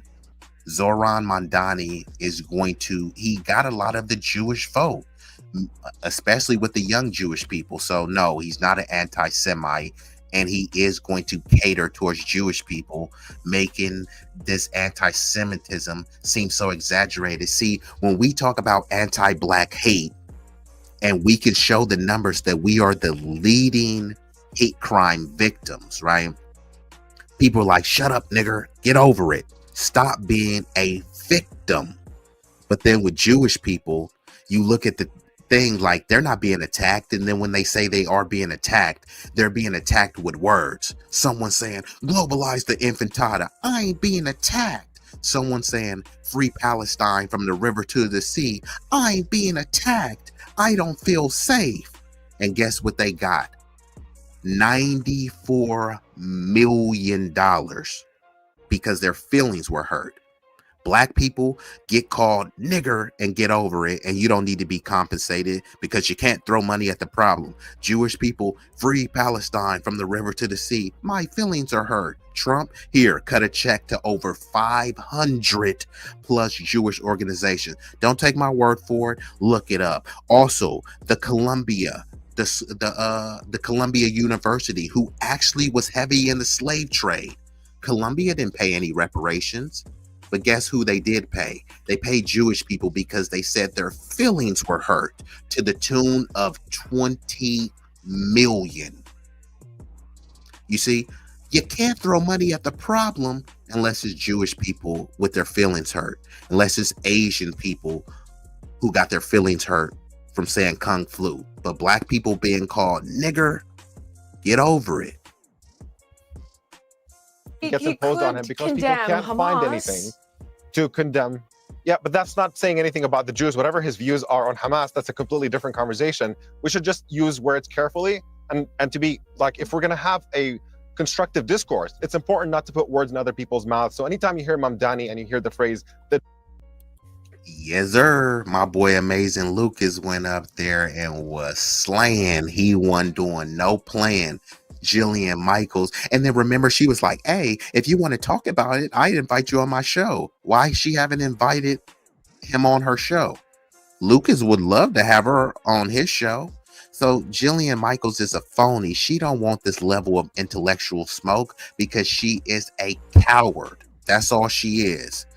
Brain dead, baby bop, bimbo, babbler. Jews followed by it, that's typically a smear because Mamdani has never expressed any views that are anti-Semitic. If his political views about Israel and Palestine are problematic, let's debate the merits of those without suggesting that he's saying something about the Jews when he never did. Oh, okay. What I think about that's this fair one, enough, though? Omar. He has a rap But song. okay. I was going to say he has a rap song Go on, where he Jenny. celebrates the Holy Land Five, who have gone to jail for sending millions of dollars to Hamas. How do you think that would make a Jewish person feel? Probably not great. Did y'all hear what she just said? How do you think that would make a Jewish person feel? Ben Shapiro is one of the most prominent Jews in the world, or Jewish people in the world. And he is often attributed with popularizing the term facts don't care about your feelings. And now she's saying that Jews are in their feelings because Mamdani made a rap song. What happened to freedom of speech? You see the hypocrisy? Freedom of speech to say nigger, right? Freedom of speech to a bunch of Jews, i.e. Al Jolson, a Lithuanian Jew, come over here and do blackface and become a megastar of doing blackface. Freedom of speech, freedom of expression with all of that. But Mamdani making a rap song that doesn't grovel and bend the knee to the Jews, which he's already did. But since he didn't do it in this rap song, how is that going to make Jewish people feel? It's a song. Get the fuck over it. Not great, Jillian. I've never heard of that song. Israel slaughters. Hold on. Okay, I mean, Israel it slaughters our exists. children over and over and over again, and all we do is and Piers, this is really important. It's not that the American people are Islamophobic. It's that American media, mainstream media, and almost all the Israelis. She's trying to channel her inner stud. And not only that, did y'all know that Jillian Michaels has an adopted black daughter? So she has this anti-black views, but she adopted a black daughter. But guess where she got her daughter from? Haiti. What is with all these white people that don't give a flying fizzle sticks about black people, but they always somehow want to have a black daughter? And then when they a black child, they usually have, so when they have a black boy, somehow they turn out like trans or effeminate or something like that, i.e. Charlize Theron. They always want to get a little black boy and turn them trans, or say, Masculinity is fluid. Okay, why you didn't get a white boy and turn him trans? You know what I mean? And that's just odd to me, right? You don't give a fuck about the black community, but you want to adopt a black kid. And mind you, they always talking about, well, what about Chicago? What about Oakland, St. Louis, Baltimore, right? All of those kids growing up in a war zone or growing up in Chirac, right? Aren't those the kids that really need assistance? And instead, they go all across the world to find a black kid. You could have got a black kid from Oakland. You could have got a black kid from anywhere. But you went to Haiti, you went to Angola, you went to Jamaica. I mean, there's something very suspicious about that to me. Supporters are the most bigoted, racist people in the country. They despise Muslims. All they do is smear Muslims 24/7 while pretending that they're concerned about bigotry, but only when it affects their beloved Israel. So they're like, oh my God, I'm so concerned about anti-Semitism. Oh, you said something slightly true, actually very true about Israel, but it hurt my feelings. You're an anti-Semite, fire him, cancel him, etc. This is all thuggery. There's a bunch of pro-Israeli forces inside America. They've taken over our Congress. They've taken over mainstream media. And not only do they try to smear, cancel, fire, and arrest anyone who criticizes Israel, but on top of that, they now demand that you be racist and bigoted against Muslims. And it's so hilarious. If you want to be specific with your words, because Mamdani, hold on, let me finish. Hold on, let me finish. Let me finish. Let me finish. Let me finish. Let me finish. So let me finish. It's funny because Cenk Uygur is, you know, he doesn't support any issues that are black specific. He definitely doesn't support reparations because he considers that divisive. Cenk Uygur, Chunky Yogurt, he's always talking about, oh, the left has a problem with identity politics and you can't just call a bunch of people racist and fascist and bigots. And now what is he up here doing? Playing identity politics, calling people racist and Islamophobic. But oh, it suits his argument, so it's cool. So when black people call the people that he likes to schmooze up to, the Charlie Kirks, the Dave Smiths, when we call them out for their anti-blackness, it's like you guys are doing purity tests. And here, what is he doing? Foaming at the mouth, slob in the corner of his mouth, drooling to call people racist. So now they go, okay, even though Mamdani has never said anything anti-Semitic, nothing against Jews, and even though the majority of Jews, according to polling, are supporting Mamdani, 67% of younger Jewish Americans in New York, that's under 45, are supporting Mamdani, we're going to lie anyway, and we're going to say, you know what, he's a dirty. I hope Lucas does as well, but Piers doesn't really want to have these discussions. That's why, think about this. People will say how serious a discussion is. In CNN, Fox News, they always do this stuff too. This is a serious debate, so we're going to have a panel, but it's only going to be 15 minutes to talk about a most issue that's very pressing and near and dear to your heart. Why the hell is it only 15 minutes, right? You guys are a billion-dollar organization. Why don't y'all have a long form content talking about an hour on the issue? Instead, they'll talk about, okay, let's talk about how we end racism, and the segment is going to be 7 minutes. Huh? Like, so that's all they do. They're not really trying to get to the solution. Is something called infotainment, where they provide you with information in an entertaining way, but it's not there to enlighten you. It's just there to keep you engaged like a mindless minion. You're not supposed to critically think or ask questions. You're supposed to look to them. Oh, well, Cenk Uygur said that, so it must be true. Jillian Michaels, Abby Phillips, Scott Jennings said this, so it must be true. And that's why they won't have people on there that challenge them. Many of these people went to highfalutin Ivy League schools and stuff, right? They should want to have somebody on like me and intellectually destroy me, right? This should be like child's play for them. But mind you, they don't. They never have people on. Like, this would be able to, they could come off as an intellectual bully. oh, so-and-so looks so smart. He wrecked him. He destroyed him. But mind you, they never, all the people that they think is like race baiters and shit. Oh, Tariq is a race baiter. Have Tariq on and call him a race baiter to his face. Debunk and destroy him to his face. Instead, you just act like he doesn't exist. You know what I mean?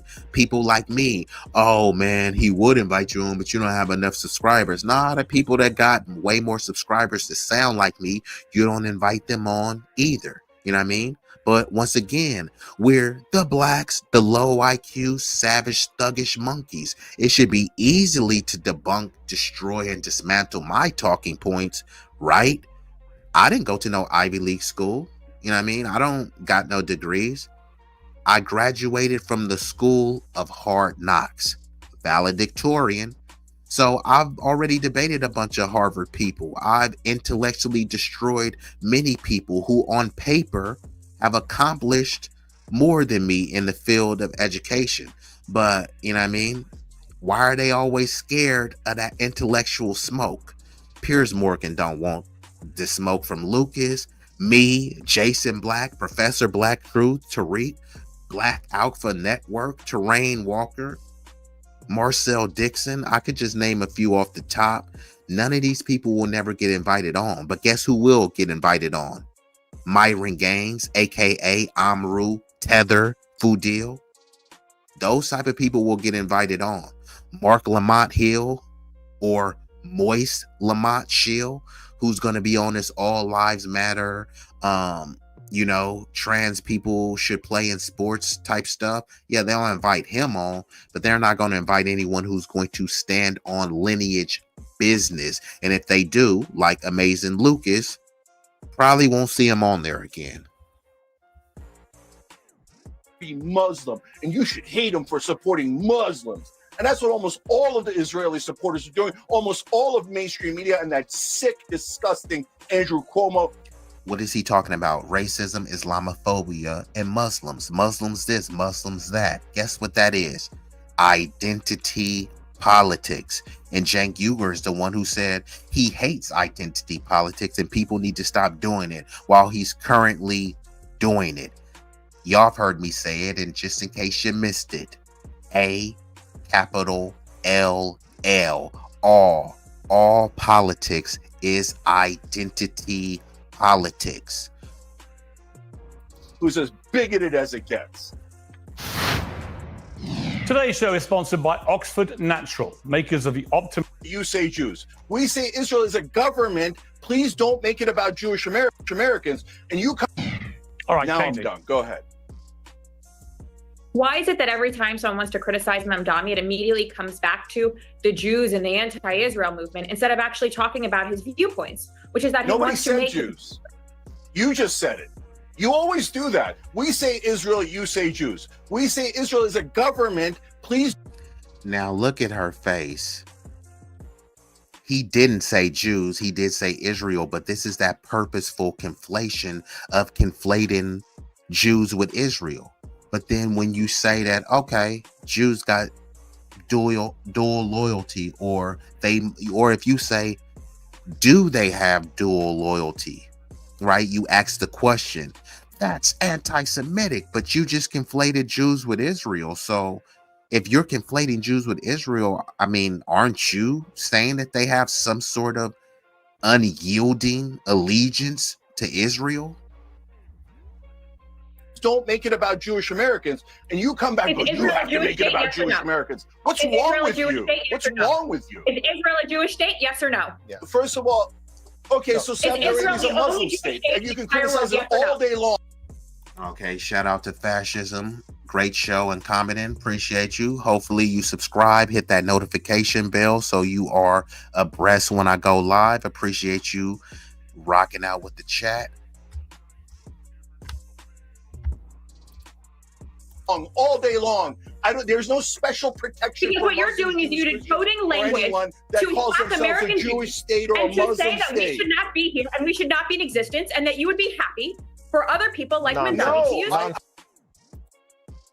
Uh-oh, stop the pressure. I gotta give a shout out to none other than Sincere Saida. She hit me on the Cash App. I appreciate you, you know what I mean? And that's how you do, man. You know, if you see something, you know, if I drop some gems, if I gave you a little bit of game, you know, make a contribution. It don't gotta be a little, you know, just think about this. You know, you probably got a nasty McDonald's burger, a Frappuccino that was overpriced, you know what I mean?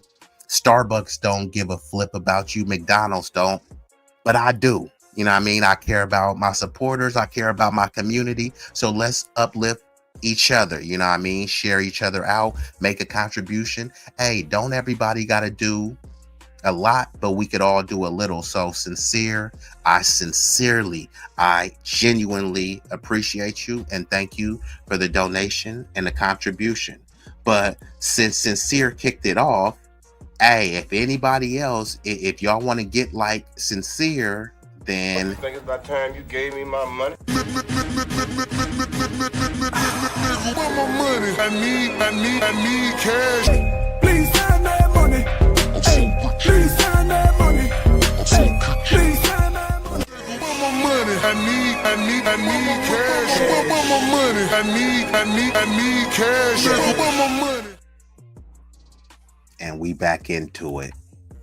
I want Israel to be No safe. Nothing of the sort. Nonsense. You're totally lying. It's very normal for a miller to be completely and utterly lying.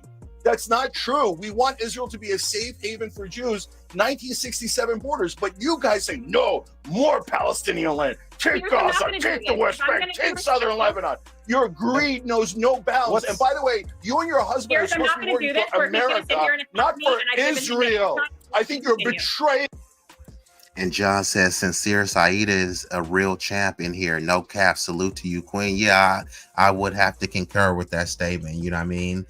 I seen her, like, she was sharing me out. I went to the community timeline. I was like, oh, damn, I didn't even know she shared me out. You know what I mean? And it just was instinctively, you know what I mean? And I really got to give props, because how many seconds does it take to hit that share button? You know what I mean? You don't got to write nothing extravagant. Hey, check, you know, she be like, B-Eazy is live. You know what I mean? Hey, check the stream out. You know, it don't really take a lot. If we all do a little, that amounts to something monumental. So once again, salute to the magnificent, the marvelous, the ravishing Sincere. All right, Cenk, let Katie. Piers, all right, if I could just jump in here on a quick note. Omar, I'll come to you, but let Katie finish her point, then I'll come to you. Katie. No, Piers, quite frankly, I'm really sick and tired of this racist, bigoted rhetoric that comes from people like you against my husband, against my family, and my children. I am raising... Okay, so once again, she's on the right. Her husband is one of the most vile white supremacists, white nationalists known to man, Stephen Miller. Now, here she is complaining about what? Racism, bigotry, anti-Semitism. What do they always tell black people? Y'all talk about slavery too much. Meanwhile, Jews are always talking about the Holocaust. Y'all talk about racism too much. Why y'all's complaining? Here she is complaining about racism towards Jews. Cenk Uygur says the same thing. And here he is talking about racism towards Muslim. Nobody has an issue with talking about racism. No one has an issue with having an air quote victim mindset, but it only matters when they're the victim. Muslims are being attacked, so it's okay to have a victim mindset. Jews are being attacked, so it's okay to have a victim mindset. Blacks are being attacked, oppressed, redlined, debt peonage, sharecropping, mass incarcerated. But hey, don't complain about that. Toughen up, Buttercup. Jewish children in this country. Who brought your in which children you into this? What a weirdo. Piers, I'm going to be done with this if you're going to allow racist and bigoted attacks against one of your commentators just for the sake that he will not hang on. speaking. Casey, to be clear. I mean, is the Karen coming out? I'm going to be done with this. It's like, okay, if you're going to be done, then leave. Why? It's almost like, man, I'm going to delete my Facebook. If y'all, nigga, just delete the Facebook, bro. Don't make no announcement that you're going to delete the Facebook. Good riddance. Get up out of here. She's threatening to leave. But do y'all think she's actually going to leave? Or is this just her acting like a little Jewish Karen? Be clear. We should not be in existence, and that you would be happy for other people like Mamdani to use it. I want Israel to be No safe. longer Nothing safe of the to go sort. back to Nonsense. life. You're totally To where lying. the stars It's are very on their neck. normal for a Excuse me. Miller to be completely and utterly lying. That's not true. We want Israel to be a safe haven for Jews, 1967 borders. But you guys say, no, more Palestinian land. Take Here's what I'm Gaza, gonna take do. the West I'm Bank, gonna take do southern this. Lebanon. Your greed knows no bounds. And by the way, you and your husband Here's, are I'm supposed not to be going to working do this. for We're going to sit America, here and attack not me, for and I've given Israel. I think you're continue. betraying this I will country. All right, Cenk, let Katie. Piers, all right, if I could don't just speak jump in over here each other. on a quick note. Yeah, Omar, I'll come to you, but let Katie finish her point, then I'll come to you. Katie. No, Piers, quite frankly, I'm really sick and tired of this racist, bigoted rhetoric that comes from people like you against my husband, against my family, and my children. I am raising Jewish children in this country. Who brought your in which children into this? What a weirdo. Piers, I'm going to be done with this if you're going to allow racist and bigoted attacks against one of your commentators just for the sake that he will not hang on. speaking. Casey, to be clear, Casey, to be clear, He inserted a line that says Casey, the hang Miller's on. lie. Is that not coded language for therefore we are Jewish? Come on, Piers, where are you? What? Where are you standing? Did you hear what she just said? So this dude said, you're a Miller, the Miller's lie. And she just said, that's code word for Jewish. When the hell does Jewish and Miller sound anything alike? Since when did someone's last name become a euphemism for Jewish? But once again, no one is calling this identity politics. No one is saying she's acting like a victim.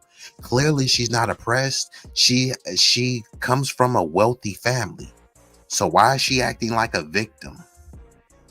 But once again, they say, oh, only the blacks, only them act like that. And not only that, she said, I'm raising Jewish children. Who gives a damn? That's identity politics. Remember, Jillian Michael said no one cares if Mamdani is a Muslim. Well, no one gives a flying flip if she's raising Jewish children, right?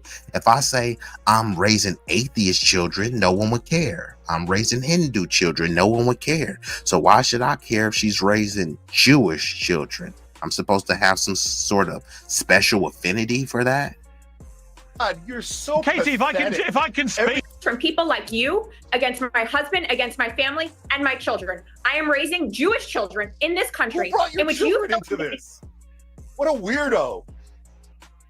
Piers, I'm going to be done with this if you're going to allow racist and bigoted attacks against one of your commentators just for the sake that he will not hang on. speaking. Casey, to be clear, Casey, to be clear, he inserted a line that says the Miller's lie. Is that not coded language for therefore we are Jewish? Come on, Piers, where are you? What? Where are you standing? God, you're so Katie, pathetic. if I can speak, everything's your shield. If I can speak, he said, fire him, cancel him, America. Oh my God, Israel's feelings have been hurt. Why don't you work for this country? Can we try and get this country instead of Israel? Can we try? All right, can we please? All right, let's stop the ad hominem attacks. Let's try and get this back to a more civilized debate, which is actually about the likely incoming mayor of New York. Katie. Then people like to talk about the black community and the degeneracy problem. I mean, this seems like an extremely degenerate conversation, right? Do they all seem like they're just getting along and kumbaya? I was giving you the chance to respond. If you want me to do it for you, I'm happy to do that. But normally in a panel discussion, if someone makes... You know, I agree, and you shouldn't be interrupted. So, Katie, let me just ask you, separate, let's not get into ad hominem stuff. It's honestly, I think the viewers are sick of it. Let me just ask you. Piers, come on, bro. Like, come on, Piers. I gotta hit Piers with one of these, bro, because this dude is so phony. Hey, Piers Morgan.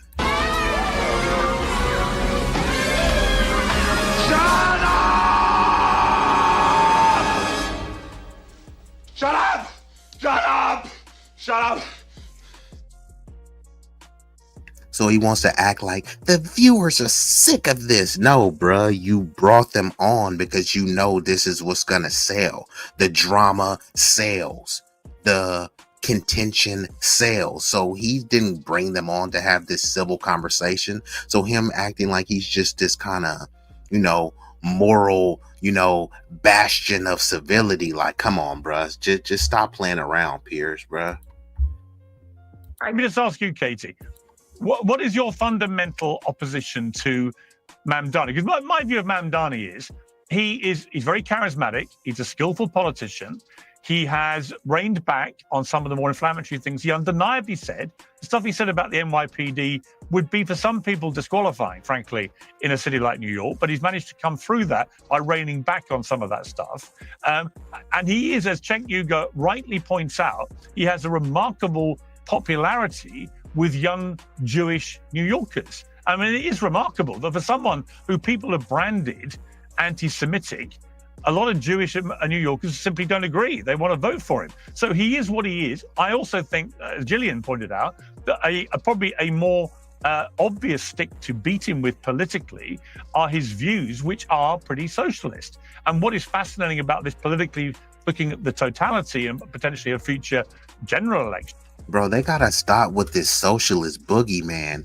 You know what I mean? It didn't work. They were calling him a socialist. They were calling him a communist, even though those are two different ideologies. But okay. So they're calling him a socialist and a communist. But then they also like to talk about how we live in a democracy. So if we live in a democracy and he was a socialist or a communist and people wanted to vote for it, you can try to wag your fingers at New York and say, New York is done. This is the end of New York. Okay, fine. But he was democratically elected. So why are you whining again? Why are you whining like a victim and having a victim mindset? Why is this type of rhetoric not coming up for these people? Mamdani won fair and square. And here people are whining like victims that he won. Get over it. Is if you have a progressive socialist like Mamdani who wins in New York, is that the way the Democratic Party is now going to go? And does that have any chance of winning against what would likely be another MAGA candidate in 2028? So these are big picture issues that will come out of a Mamdani victory. But from your perspective, Katie, what is your fundamental opposition to Mamdani becoming New York mayor? I want to start off with, do you agree when your guest says that the Millers always lie? Because that's what your guest on your show just said, is that the Millers always lie. And so now I'll continue into saying Mamdani just is. Damn, is she triggered? What did Ben say? Facts don't care about your feelings, but look at her feelings. She got called a liar. Think once again, they like to say that black people are too sensitive. You guys chimp out when you hear nigger. It's just a word. Isn't liar just a word?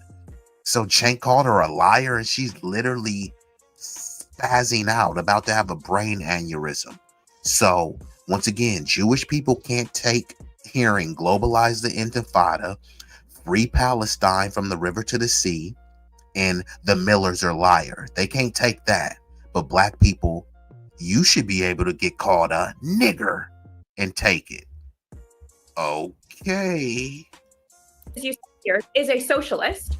He is someone who is going to drive New York to the bottom. I'm excited for him to win because he'll prove to every other single large city in our country that what you will see is failure, what you will see is high crime, what you will see is murders, what you will see is a prominent city in our country fall into complete disrepair, and you will see large amounts of capital and tax dollars exit the city immediately, because what people are going.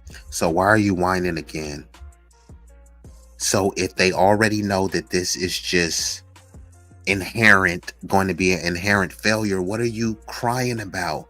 Let him fail. That will be a victory for you, because all y'all going to do is play politics. See, this is what happens when you elect a socialist. So if y'all already know that this is coming down the pike, just let it happen. Stop whining like a victim, Karen. Voting for is their own downfall. When you play into identity politics as he's done, when you stand behind a podium and your first comment is, oh my gosh, my aunt on the train, instead of talking about all. Do y'all hear her? when you play into identity politics, as she's playing into identity politics, talking about you called the Millers liars, so that means you called Jews liars. That's identity politics. Her whole shtick is about that she's raising Jewish children as a Jewish woman, talking about her Jewish identity, and then crying about Mamdani playing identity politics.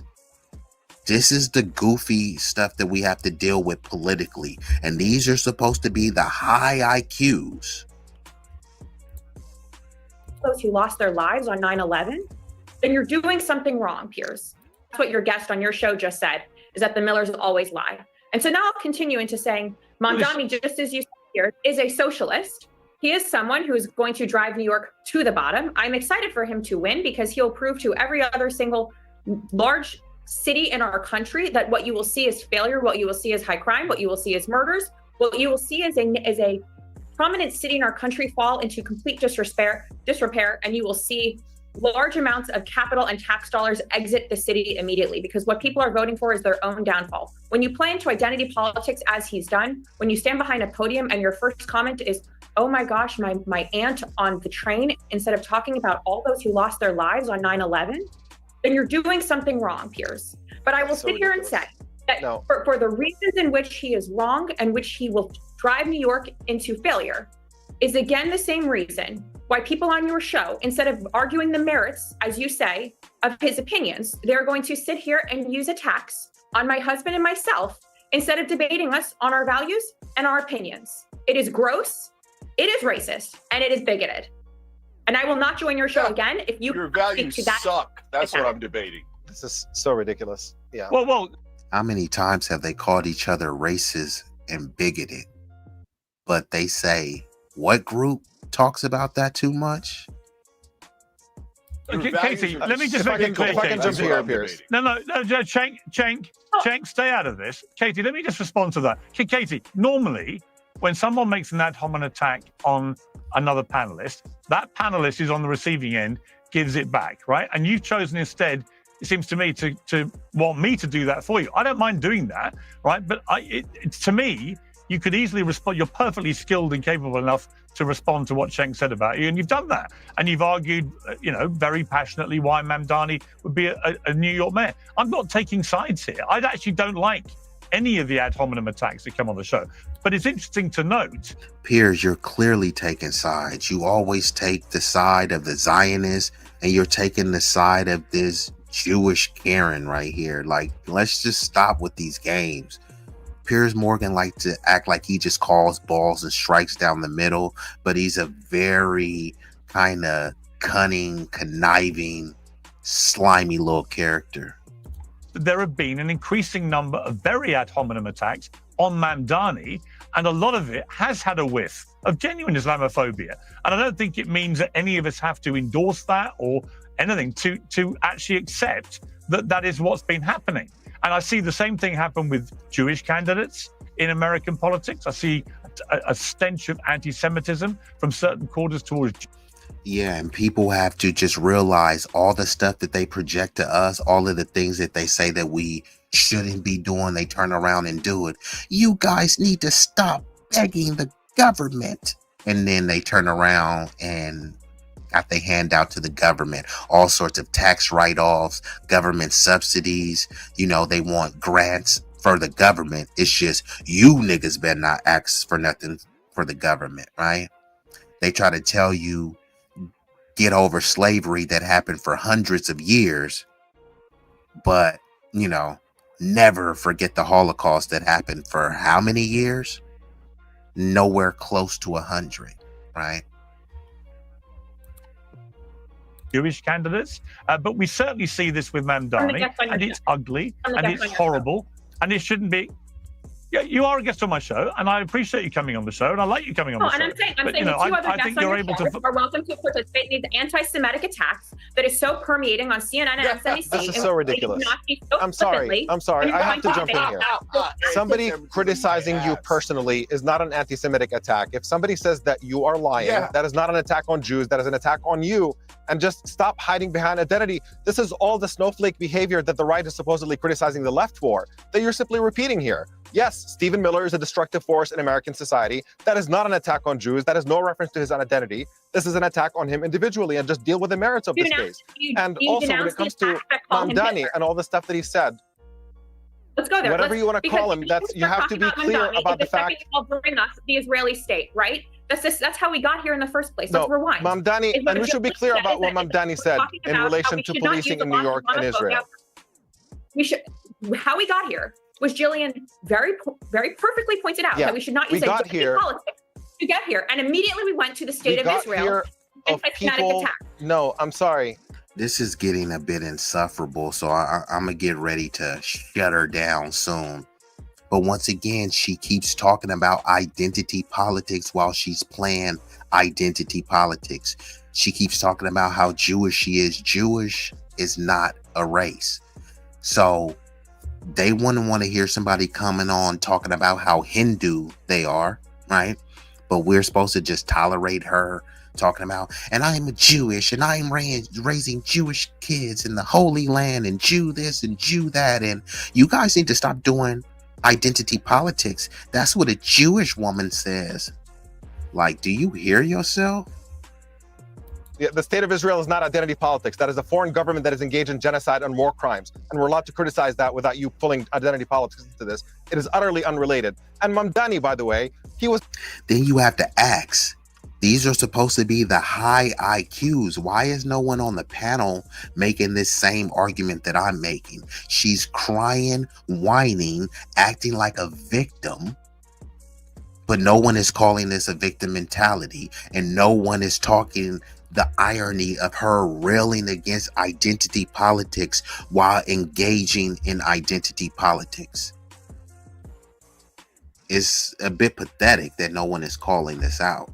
Not asked about 9/11 and just randomly decided to drag his aunt into this. He's talking about Islamophobia specifically in a context in which he is under relentless Islamophobic attacks, including by Andrew Cuomo. And in that context, he brought up the story of his aunt and the fear that she felt living in New York City. That is a legitimate part of the conversation. And you pretending that this was comments about him having disregard for the real victims of 9/11 who were actually died on that day is such dishonest smearing against him. And I'll say all the references that Mamdani has made in reference to policing and the IDF is simply pointing out factually that there is collaboration there. I go to New York a lot. I love New York.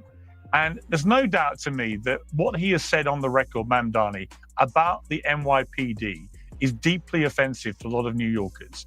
And there's no getting away from that. You know, him saying that about the NYPD, we have to make it clear, when the boot of the NYPD is on your neck, it's been laced by the IDF. That is a really insensitive that is a reference thing to say. When he that is a reference to that is a reference to that's, and look at Piers, man. What he said, that wasn't even harsh. Are you telling me that the NYPD is that soft?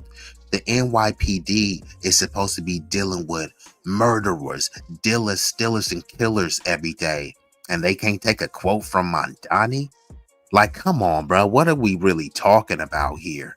Once again, black people, you're supposed to be able to be called nigger and get over it. But the NYPD can't take saying that you guys have the boot on someone's neck. The NYPD is racist. You feel me? They can't tolerate being called racist, but you should be tolerating being called nigger. Does this logic make any sense to anyone? But this is the logic of the high IQs. An actual program where New York City police go to Israel on the dime of the ADL or in collaboration with programs through the ADL so they can train with the Israeli police and the Israeli military. And that's either true or not. Is the IDF training some precincts, one of them being the NYPD? That's either a yes or a no. Piers is saying it's offensive. It's offensive to tell the truth. Is the IDF training the NYPD or no? If not, then yeah, I guess you can say that is offensive because it could be libel. But if it is true, what is offensive? Offensive that I told the truth? An apartheid repressive state should not be training American police. And yes, some of those brutal tactics do come back to the United States and impact Americans. So simply pointing a factual statement about the fact that there is a problematic program there of collaboration, I think is fair. I think pointing out, frankly, it seems like a statement that should not even be in dispute or question. I don't know what the controversy is. Statistics in America show consistently that brown people and black people are stopped by police more frequently. So saying that there's a racism problem, that's not an indictment of policing altogether, just that's simply pointing out that there are problems that need to be fixed. But okay, but you're never going to address these problems if you're afraid to mention them. Omar, he's not saying that there is some racism. He said the NYPD is racist, anti-queer, and a major threat to public safety. What we need is to hashtag defund the NYPD. Those are his words in June 2020. Now, he may want to have a revisionist view of his own words. He may have reined back on some of those words, but those words exist in a post he made on social media. That was his belief. He didn't just say some of the NYPD were racist or homophobic or a threat to public safety. He said the NYPD itself in totality was. And again, if you... Of course he's going to say that. This is where the logic of the ACAB, all cops are bastards or all cops are bad. Think of it like this. If there's a gang of people and you know that they are doing some nefarious, grotesque, disgusting, degenerate stuff, you know, like molesting kids, forcibly penetrating them, you know what I mean? You physically didn't do that, right? But you seen this other group doing that. You know that they're over here touching and fondling underage kids. You know that they're engaged in these pedo activities. You didn't do that, but you know that it's going on. If someone finds out about that, do you think they're going to give you the pass and say, yeah, you seen them doing that, but you didn't physically do it, so yeah, you're in the clear? Or are they going to say, hey, those mofos is pedos and you are too, because you was watching them and you didn't do a damn thing about it? Now let's just switch that logic.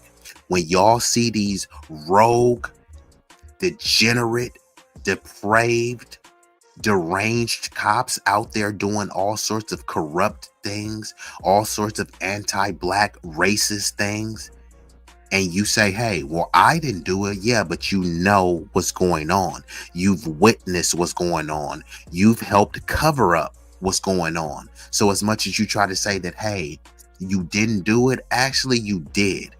Silence is complicity. And then if you collaborate, collaboration is definitely complicity. So this is where that logic comes in, where y'all want us to single out. And, you know, one of my OGs told me this. I don't know where they got it from, but I've heard it a couple times. But yeah, let's say you got a door, right? And, you know, there's 10,000 snakes. Out of those 10,000 snakes, 3,000 of them are good. Are you just going to try to let a bunch of them in and then try to sift through the good and the bad ones when they're already in the house? Or are you just going to close the door and just let nature take its course? And see, that's how it is with these racist, bigoted cop system. They want us to kind of bring everyone into the fold and try to decipher which one. Okay, he's a good cop. Okay, now he's a racist right there. Oh no, he's a good one. Okay, he's a bad one. He's a bad one. No, that's why people say all of them are bad. Now, you know, I'm not going to go that far. I would say that there are some decent ones out there, but you being decent doesn't matter if you're beholden to these same standards. You individually may be a decent cop, but as much as they want to talk about the black community and, man, y'all got to start with this whole no snitching policy. Guess who holds the strongest, sternest no snitch policy? The biggest gang there is, the boys in blue. cops, if they snitch on each other, there will be hell to pay. You know what I mean? Where's the accountability, right? Where's the law-abiding citizen in that? You know what I mean? So yeah, if they're getting on board with the corruption, they're getting on board with the brutality, what is good about that? I'm a good cop who watch a black guy get his ass beat. I'm a good cop who watched George Floyd get kneeled on until he died. But I didn't do it because I'm the good one. Okay. You live in New York and you rely on the NYPD to police your streets, or if you work in the NYPD, that is an incredibly insensitive and inflammatory thing to say. Let me get straight to the point. Gold is up by around 40% this to 989. Any difference? You don't think that when you're running for office and you get an opportunity to phrase yourself more eloquently, that doesn't count? Hang on. No, sorry. I think what counts is what you honestly believe in any given moment. He clearly believed that, or he wouldn't have posted it. The idea that when you run for office, suddenly you change all your opinions, I don't buy that. I actually like to judge politicians on what they have previously said when they were civilians, because it's often more enlightening about what they really think about things. And if I was in he was not going to ask because he's doing this little Captain Save-A-Ho routine, or, you know, Captain Save-A-Bimbo. That's all. Like I said, Piers Morgan is just nothing more than a propagandist. He tries to make it seem like he's just this impartial creator, but all he is just part of the establishment to push out narratives, you know, that really doesn't suit or serve anyone except for the corporate elites. The NYPD, I'd be very concerned about Mamdani, given what he said publicly about the NYPD. And I don't think that's intellectually dishonest. And then here's all this fear-mongering stuff, too, that Piers Morgan is a rich dude who probably lives in some high-rise condo, has multiple properties. What the hell is he acting like he's afraid? I'm afraid because Mamdani said this about the police. He said defund the police, and then he backtracked it. No police are being defunded. Y'all heard Joe Biden. He wanted to refund the police. Same thing that Trump is doing. So the police are getting more money. So this whole I'm worried because he said defund the police and backtracked. No, bruh. You probably have private security. You think Piers Morgan is worried about anything? If something happens to him, all of those cameras, when they be like, 10 people died in Chicago, 500 shot, but they can't find anybody. If something happened to Piers Morgan, all of those cameras would be working. So for him to try to, with this fear monger, oh man, I'm just worried because Mamdani and what he said about the cops. I mean, come on now. Are you telling me that the cops are that soft? Didn't they say sticks and stones may break my bones, but words will never what? I think it's assessing what Mamdani said in real time as his honestly held belief about the New York Police Department. So you know, there are things that, look, I like I say, he's charismatic. He's clearly very popular, notably amongst young Jews in New York. I think that's really interesting. He's likely to be the mayor of New York City, but he thoroughly deserves proper scrutiny of what his views have been. And I think his views about the NYPD are inflammatory. And, you know, he's got to address that. I just hold fire panel for a moment. I want to bring in now a Florida. And then he's saying his views about the NYPD is inflammatory, but the NYPD brutalizing Black people was not inflammatory. Them mass incarcerating Black people was not inflammatory. But someone calling, and this is where it gets pathetic, you calling someone a racist and calling out their racism is what people call insensitive and offensive, but they don't find that their actual acts and behavior of racism as offensive. This is the ideology of a white supremacist like Piers Morgan masquerading as some impartial actor. of Israeli terrorism, and we're sick of people like you forcing good Americans. I love this country. I didn't come here to be an occupied territory of Israel. I came here because I love America and the freedom and the equality and the justice that comes with it. If you think your grandparents who came here were not loyal to America, that's your business. But no, most of the people that come here come because we absolutely love this country and not Israel. Go serve. Why don't you go to the Knesset, brother? Everybody knows you love Israel and you despise Palestinians and you love Israeli terrorism. Why don't you move to Tel Aviv already? Okay. All right, Cenk. Let Randy Fine respond. Randy. Well, thank you, Piers, and thank you for the surprise debate. I actually enjoy that. Look, there's a concept in Islam called taqiyya where you're allowed to lie in advance of your political views. And you just got a great crash course. All of those things were nonsense. But the notion that I am more loyal to Israel than I am the United States. Another thing that Piers Morgan does with the propaganda. So one of the other panelists on that Piers Morgan has, I believe that this dude is actually Palestinian. So Piers Morgan keeps having this Cenk Uygur dude on to talk about Palestine. And while he will, occasionally give some decent takes, he's not Palestinian. So they have this weird thing where they like to try to have people who are kind of adjacent to your community speak for your community. And this is much of what sparked the delineation movement. See, they'll have people talk about the black community need to do this and black community need to do that. Then you check their paperwork. You're like, bruh, you're an Angolan immigrant. Like, hold on, bruh. Your family immigrated from Sudan. Like, we don't got the same culture, lineage, heritage, mindset, none of that stuff. But suddenly, because we are all just one big global Negro, you can just have these random people speaking for you. But hey, if you got a Chinese friend, go ask your Chinese friend, hey, could Filipinos speak for y'all and y'all politics? Go ask a Korean person and say, hey, you're no different than a Japanese person, right?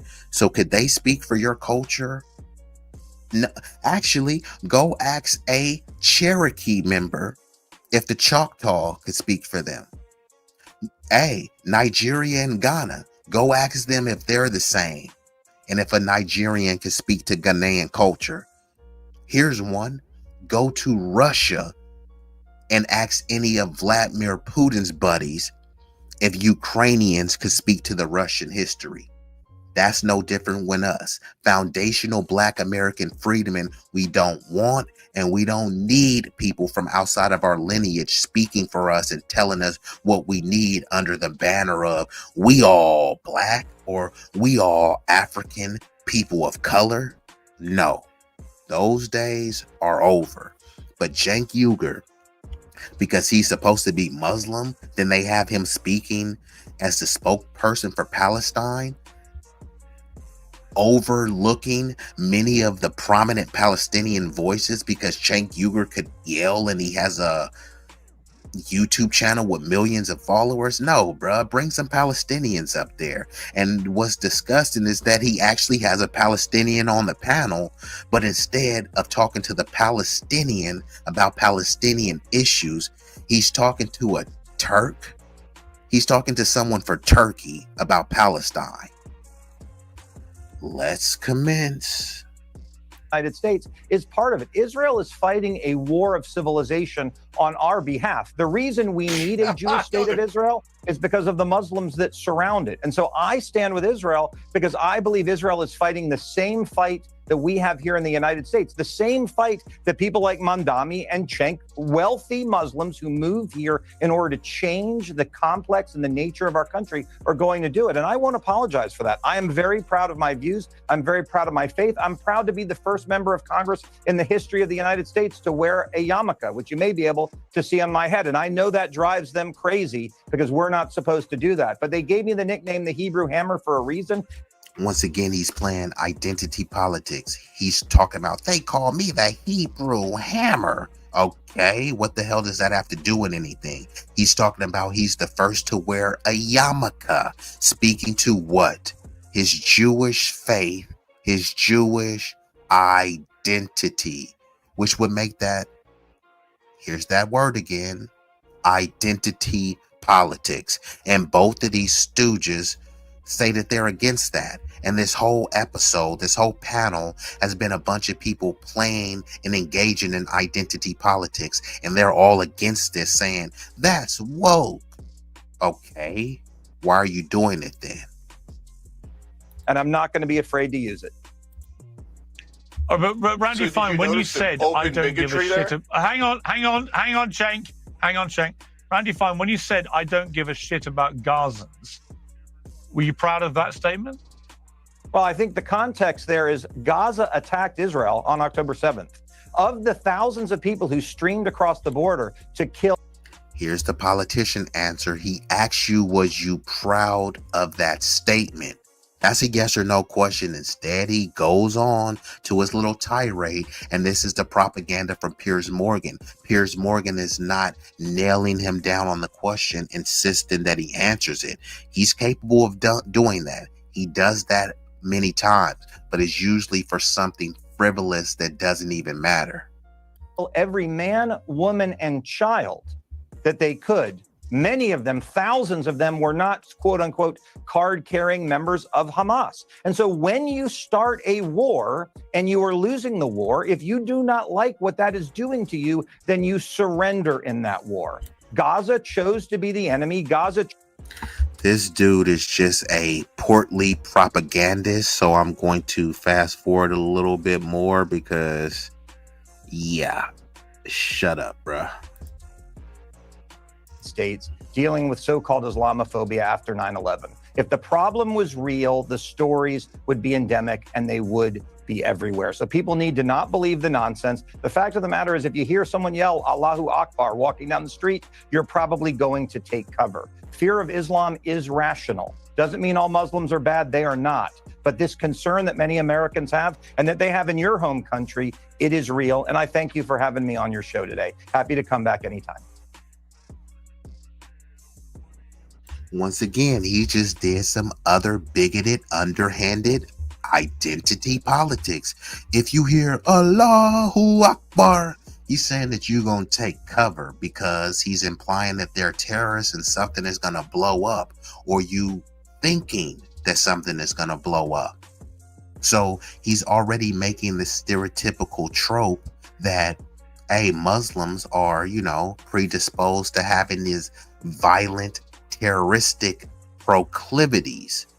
That's identity politics. But no, it's just, he's just giving commentary. This is just the kind of weaselly political climate that we're in right now. But yeah, man, I mean, at least that he's saying it out in the open. Say it with your chest. But see, what he just said, he's saying this as a statement of fact in his mind. He doesn't think that this is Islamophobic. But if you said that on the flip side, he would be calling you anti-Semitic. If you just say, hey, did 6 million Jews actually die in the Holocaust? As a question, that's anti-Semitic. How, bro? I just asked a question. You can't even ask the question. But he can say that Gazans, should be eradicated. They have their own from the river to the sea type of chant in the Likud charter, but that's all fine. These Zionist zealots are extremely hypocritical, extremely pathetic. Okay, Randy, fine. I appreciate you coming on. Thank you very much. We're going to go back to the panel now, who've been waiting patiently there. Gillian Michaels, we can hear the nature of this debate. This has been raging now for not just 2 years. This is a debate that's raged for decades. Let's talk big picture about Israel for a moment. There was a flare-up in the last couple of days where it appears that members of Hamas, although they say it was a splinter group and not them, killed several IDF soldiers. As a result, Netanyahu ordered a fresh barrage of bombardment into Gaza. That has now stopped. They're not saying it's the end of the ceasefire. We have the Qatari Prime Minister with an interesting intervention, I think, because they've been obviously pivotal in trying to get. Another thing too, for for all of those. Well, what about Chicago? So when they talk about Chicago, right? If some crusty, musty, dusty nigga in Chicago does a drive-by that I don't know, never seen, suddenly that's black culture. I don't know that goofy ass nigga that did that. Okay, fine. Some random dude doing a drive-by in Chicago is black culture. But then when you say these Israeli are bombing tens of thousands of people, mainly kids, you can't say that that's Jewish culture. You can't say that it's Israeli culture. Whose culture is it then? Right? You can't say that the IDF and these Israelis have a culture of violence. If you took up, what about Chicago? You added up the murders in Chicago for the last 20, 30 years. It won't amount to what Israel has done to Gaza in less than 2 years. So whose culture is really violent? Who is really depraved? Who is really degenerate? People will talk about Sexy Red is degenerate. You know, she's talking about her coochie lips are pink, her booty hole is brown, right? Okay, what is more degenerate? Sexy Red talking about some pink coochie lips, or Netanyahu ordering drone strikes on kids? What are we really talking about here, bruh? This peace process resolved, he said that the deadly attack on Israeli soldiers in Gaza and the strikes in response by Israel were very disappointing and frustrating for us. But he added that's basically a violation by the Palestinian Party, whilst he noted that Hamas claimed it was not communicating with the group that carried out the attack, which I thought was a measured response to this. Crucially, it seems the ceasefire... I mean, we just have a completely lopsided way of looking at this, where Palestinian life is considered dispensable. It doesn't count for anything. Israel can murder them left and right, but only when there's violence towards, in this case, Israeli soldiers who are occupying forces in Gaza. That somehow becomes a point of tension and attention. Okay. We start talking about which party is responsible for a ceasefire violation. It's entirely silly, and it misses the point underneath. Just last point, Piers. There is no ceasefire. What there is pressure from the United States administration on Israel to scale back the genocide, so that instead of killing 100 people a day, now they're killing 100 people every couple of weeks. That's the rate at which we're going, but there's still a dynamic in which there's an effort to get rid of Palestinians, and there's no prospect for Palestinians to be a free people who rule themselves in Palestine, and that means that this problem is going to continue. Okay, Katie Miller, I think it's now been confirmed that one IDF soldier died. I think initially reported it was 2. But either way, when you have the Qatari Prime Minister, they've been acting as mediators with this, when you have them confirming it was basically a violation by the Palestinian Nazis. Yes. And you know they're Jewish. Yes. I'm not Jewish, and So I find that horrible. So no. Israel does, hold on, let me explain. So Israel does not get a pass on committing another genocide because Jewish people suffered the Holocaust. What happened in the Holocaust was disgusting. You don't get a pass for calling them the SS. Hold on. So You better what check your happened in the citizenship Holocaust and application. all the So here they go again, getting triggered by the feelings, because right now, because Israel is committing a genocide, then people are saying, man, y'all know different than the Nazis. That's anti-Semitic. So you calling them Nazis is somehow worse than them dropping bombs on babies having to have their limbs amputated with no anesthesia, them over there starving children. That's supposed to be worse than you calling them a Nazi. Everything was and legally all the and correct. pogroms were disgusting. Just like Ilhan That Omar doesn't coming mean in. that Israel, pretending to represent Jews across the world, gets to commit another genocide upon a totally innocent people and collective punishment Innocent and people? murder What of was children October over and 7th? over again and go, I get to do it. I get to do a genocide. All You right, don't Here they go again. What was October 7th? That's the only thing that they want to say. October 7th, October 7th, October 7th. Okay, October 7th, they said that 1,200 people, and I'll ump the number and say that they said allegedly 2,000 Jews were slaughtered and some of them were killed by Israelis. Some of that was friendly fire, right? So thousands of people died on the Israeli side, and their response to that is to kill over 100,000+ people. And you think that's even? When they say an eye for an eye, do they say an eye for 100,000 eyes? They don't say that, bruh. You kill one of mine, I kill 100,000 of yours, right? But then try to act like it's the same. She's over here crying and want us to never forget October 7th, but forget the hundreds of thousands of bodies that we're slaughtering in a genocidal fashion. But like, all right, there is no jail-free card. You know what I get to do? All right, Cenk. What I get to do is invite every member of the panel to speak fairly and openly. And my question was directed to Katie. I mean, Katie, look, from my point of view, you asked me about when anyone. And they are. They're committing genocide. Please let Katie speak. 60% of the kids they killed have sniper shots to the head or chest. They're literal terrorists. Let Katie Miller speak. Cenk, think about all the stereotypes for Black people need to stop chimping out because of the low impulse control. I mean, doesn't Cenk Uygur is foaming at the mouth with these veins popping out of his head. He keeps cutting people off. That seems like extremely low impulse control. You got this Jewish Karen, this Jimbo, Jewish bimbo, who keeps over here having low impulse control, over talking, threatening to deport people, saying if you call the Millers a liar, you're calling Jews liar. Then they got this, lunatic lesbian on there in Jillian Michaels. This is what you call a poop show. Piers Morgan poop show uncensored. Katie, speak. Katie. I will just say this, Piers, this is my last time on this program. If you're going to invite open anti-Semitics to participate on your platform and not call it out for what it is, which is like the Brody John said earlier, pump faking again. If you gonna leave, then just leave. Piers, this is the last time, and I mean it. I won't ever come back. Like, bitch, just get out of here then. Like, nobody wants you here. If you gonna leave, just leave. Stop with the veiled threats. Actually, just called it out.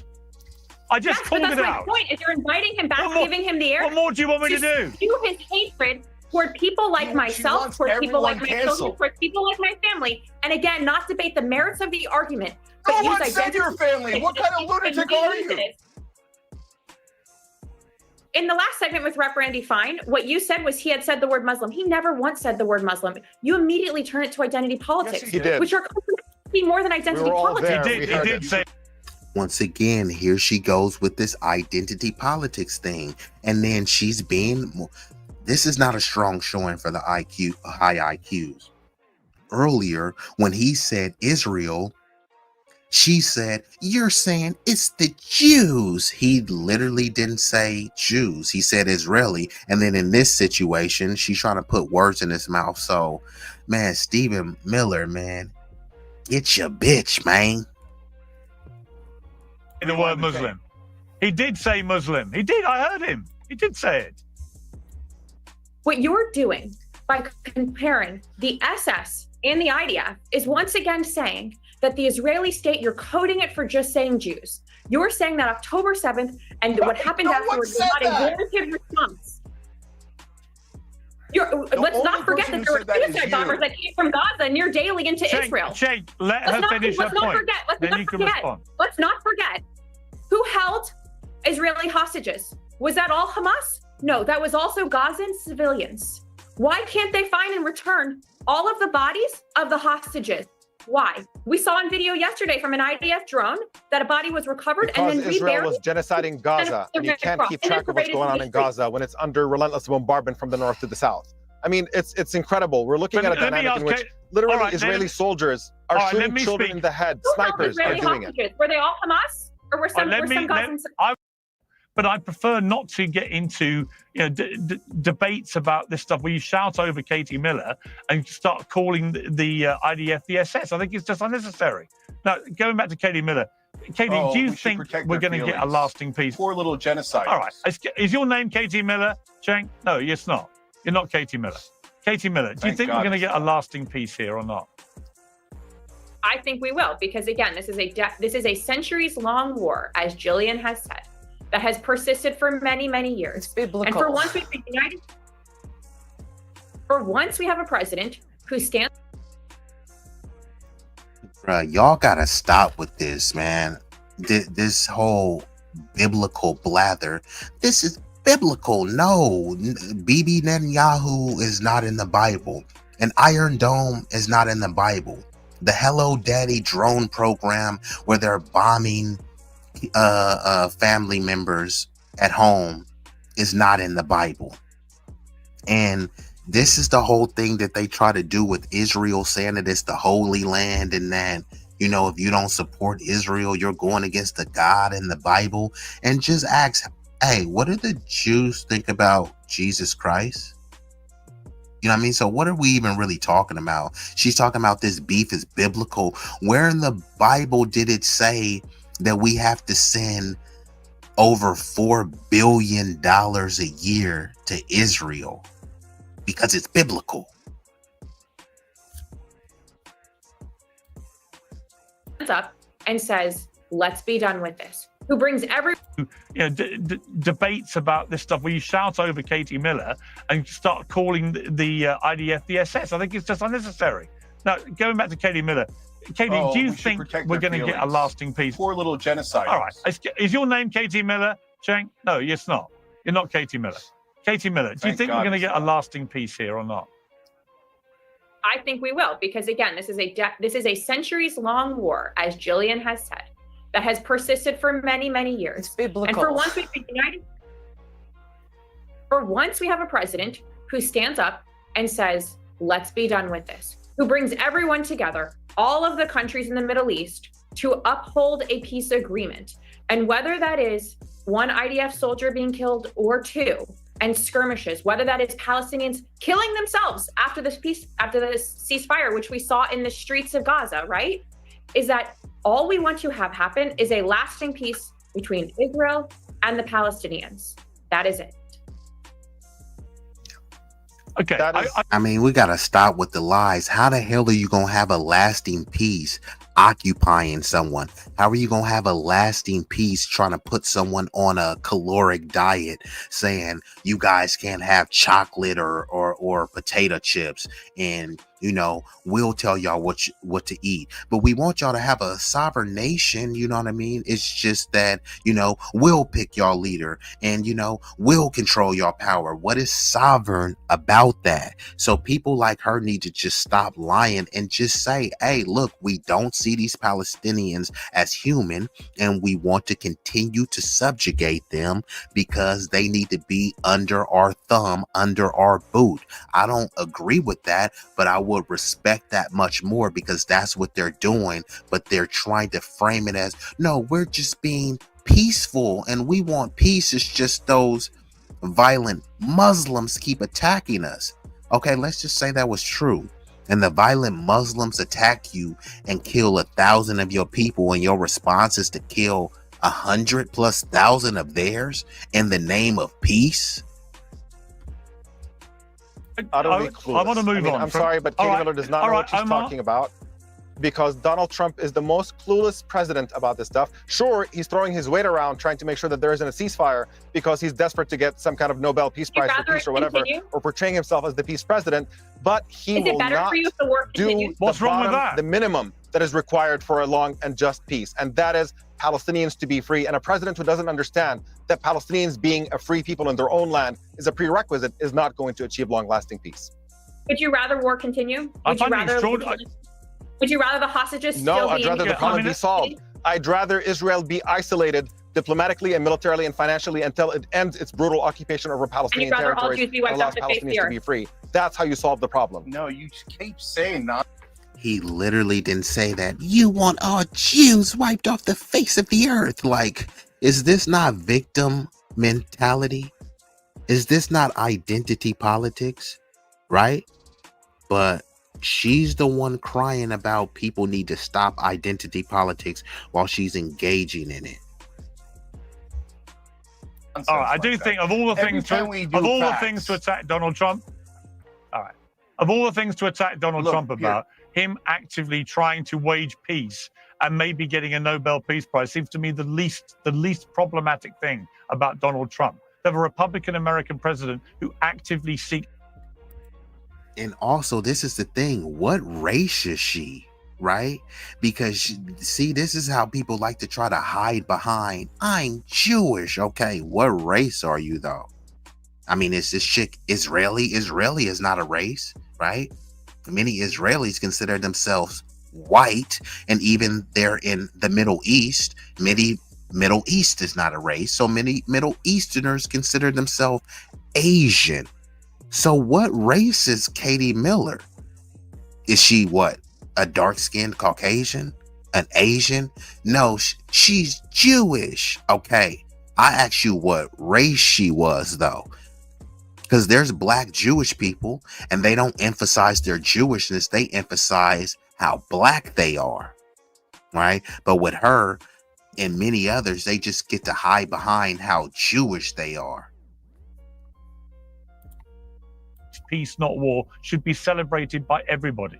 Right, so I think I think what I mean about Trump derangement syndrome, when people can't even give him credit for trying to find peace. What's wrong with this? You can't give him credit. Somebody who funds a genocide and then decides to arbitrarily put a stop to it briefly by putting some pressure on Israel to cut it out, and who basically encourages Israel to bomb Iran, and then 12 days later takes credit for having stopped that war. You can't be the initiator of war and genocide and then try to take credit for being the peace president because you put a stop to your own nonsense. That is not how it works.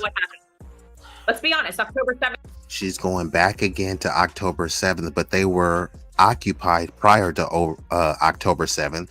Israel was committing war crimes prior to October 7th. So y'all get where this is going. I'm going to get ready to shut her down because I'm getting a headache right now listening to these bozos and bimbos. So I do appreciate everybody that came through and viewed this live concurrently, and that will be checking this out on the replay, gang. This was an impromptu stream, but I am going to be more consistent with the streams. I'm going to be hitting y'all with, you know, some pre-recorded content, some live streams here and there, you know, panel discussions. But for everyone that came through, at least the ones that shown, not everybody made themselves known, but it's okay if you was in the clouds. I still appreciate you. But shout out to Travion, the Intellectual Soapbox, Ronnie Q, Braxton, John Sinatra, Fascism, Sincere. Y'all could have been anywhere in the world, but you chose to be here with me, and for that I thank you. Now today is technically Tuesday, and you know I'm gonna hit y'all again with something else a little bit later so I can be consistent, you know, boost up the algorithm, but also you know, boost up my engagement, because I do appreciate and enjoy rocking out with y'all. So I'm gonna just hit y'all with a couple visuals, and then we gonna get out of here because it's about that time to shut her down. But what you could do is, it won't cost you a fee. The likes are free. After the stream, hit your boy with a comment. You can put a thumbs up, a black fist emoji, 100. If you hated the stream, tell me how much of a low IQ thuggish monkey I am in the chats. You know what I mean? You know, negative comments are welcomed as well. You know what I mean? All publicity is good publicity. You know what I mean? The haters make me greater. So, you know, I ain't tripping. So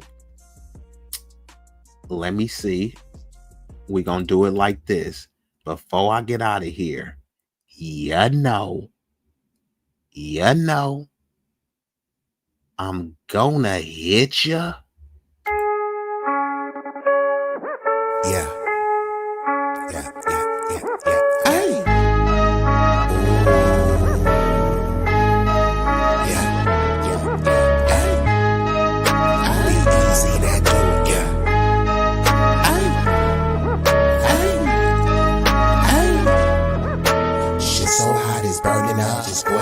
and turn this up. I bring the pain like an aftermath of a car wreck. It's a lot of niggas that say they real, but to me that shit is far-fetched. Frontin' cats is pussy, they really is on some feminine stuff. I ride up on them with the 40 ounces, it's a definition of adrenaline rush. What it do is sweet like cinnamon puffer, my niggas is rough like Willow Pass. Grew about on Mary Mac, but I used to hang on Willow Pass. These firms that I roll with, outcasts and misfits, better zip lips when you get hit. When the fifth spit, flat line of your Fitbit. Trap habits is black magic, no voodoo. Get the bands like Goku for the cocaine and go cuckoo. Most these niggas is foo-foo, so I'm shitting on them like doo-doo. I can't fuck with y'all like tofu, I'm just saying, man, like Goku. Bad bitches at the house with me watching Netflix or Roku.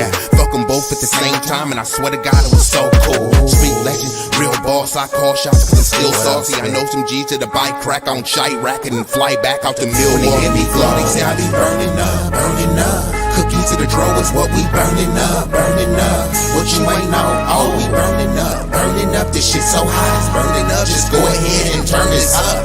When you hear me flow, say I be burning up, burning up. Cookies to the draw is what we burning up, burning up. What you ain't know, oh, we burning up, burning up. This shit so hot, it's burning up. Just go ahead and turn this up.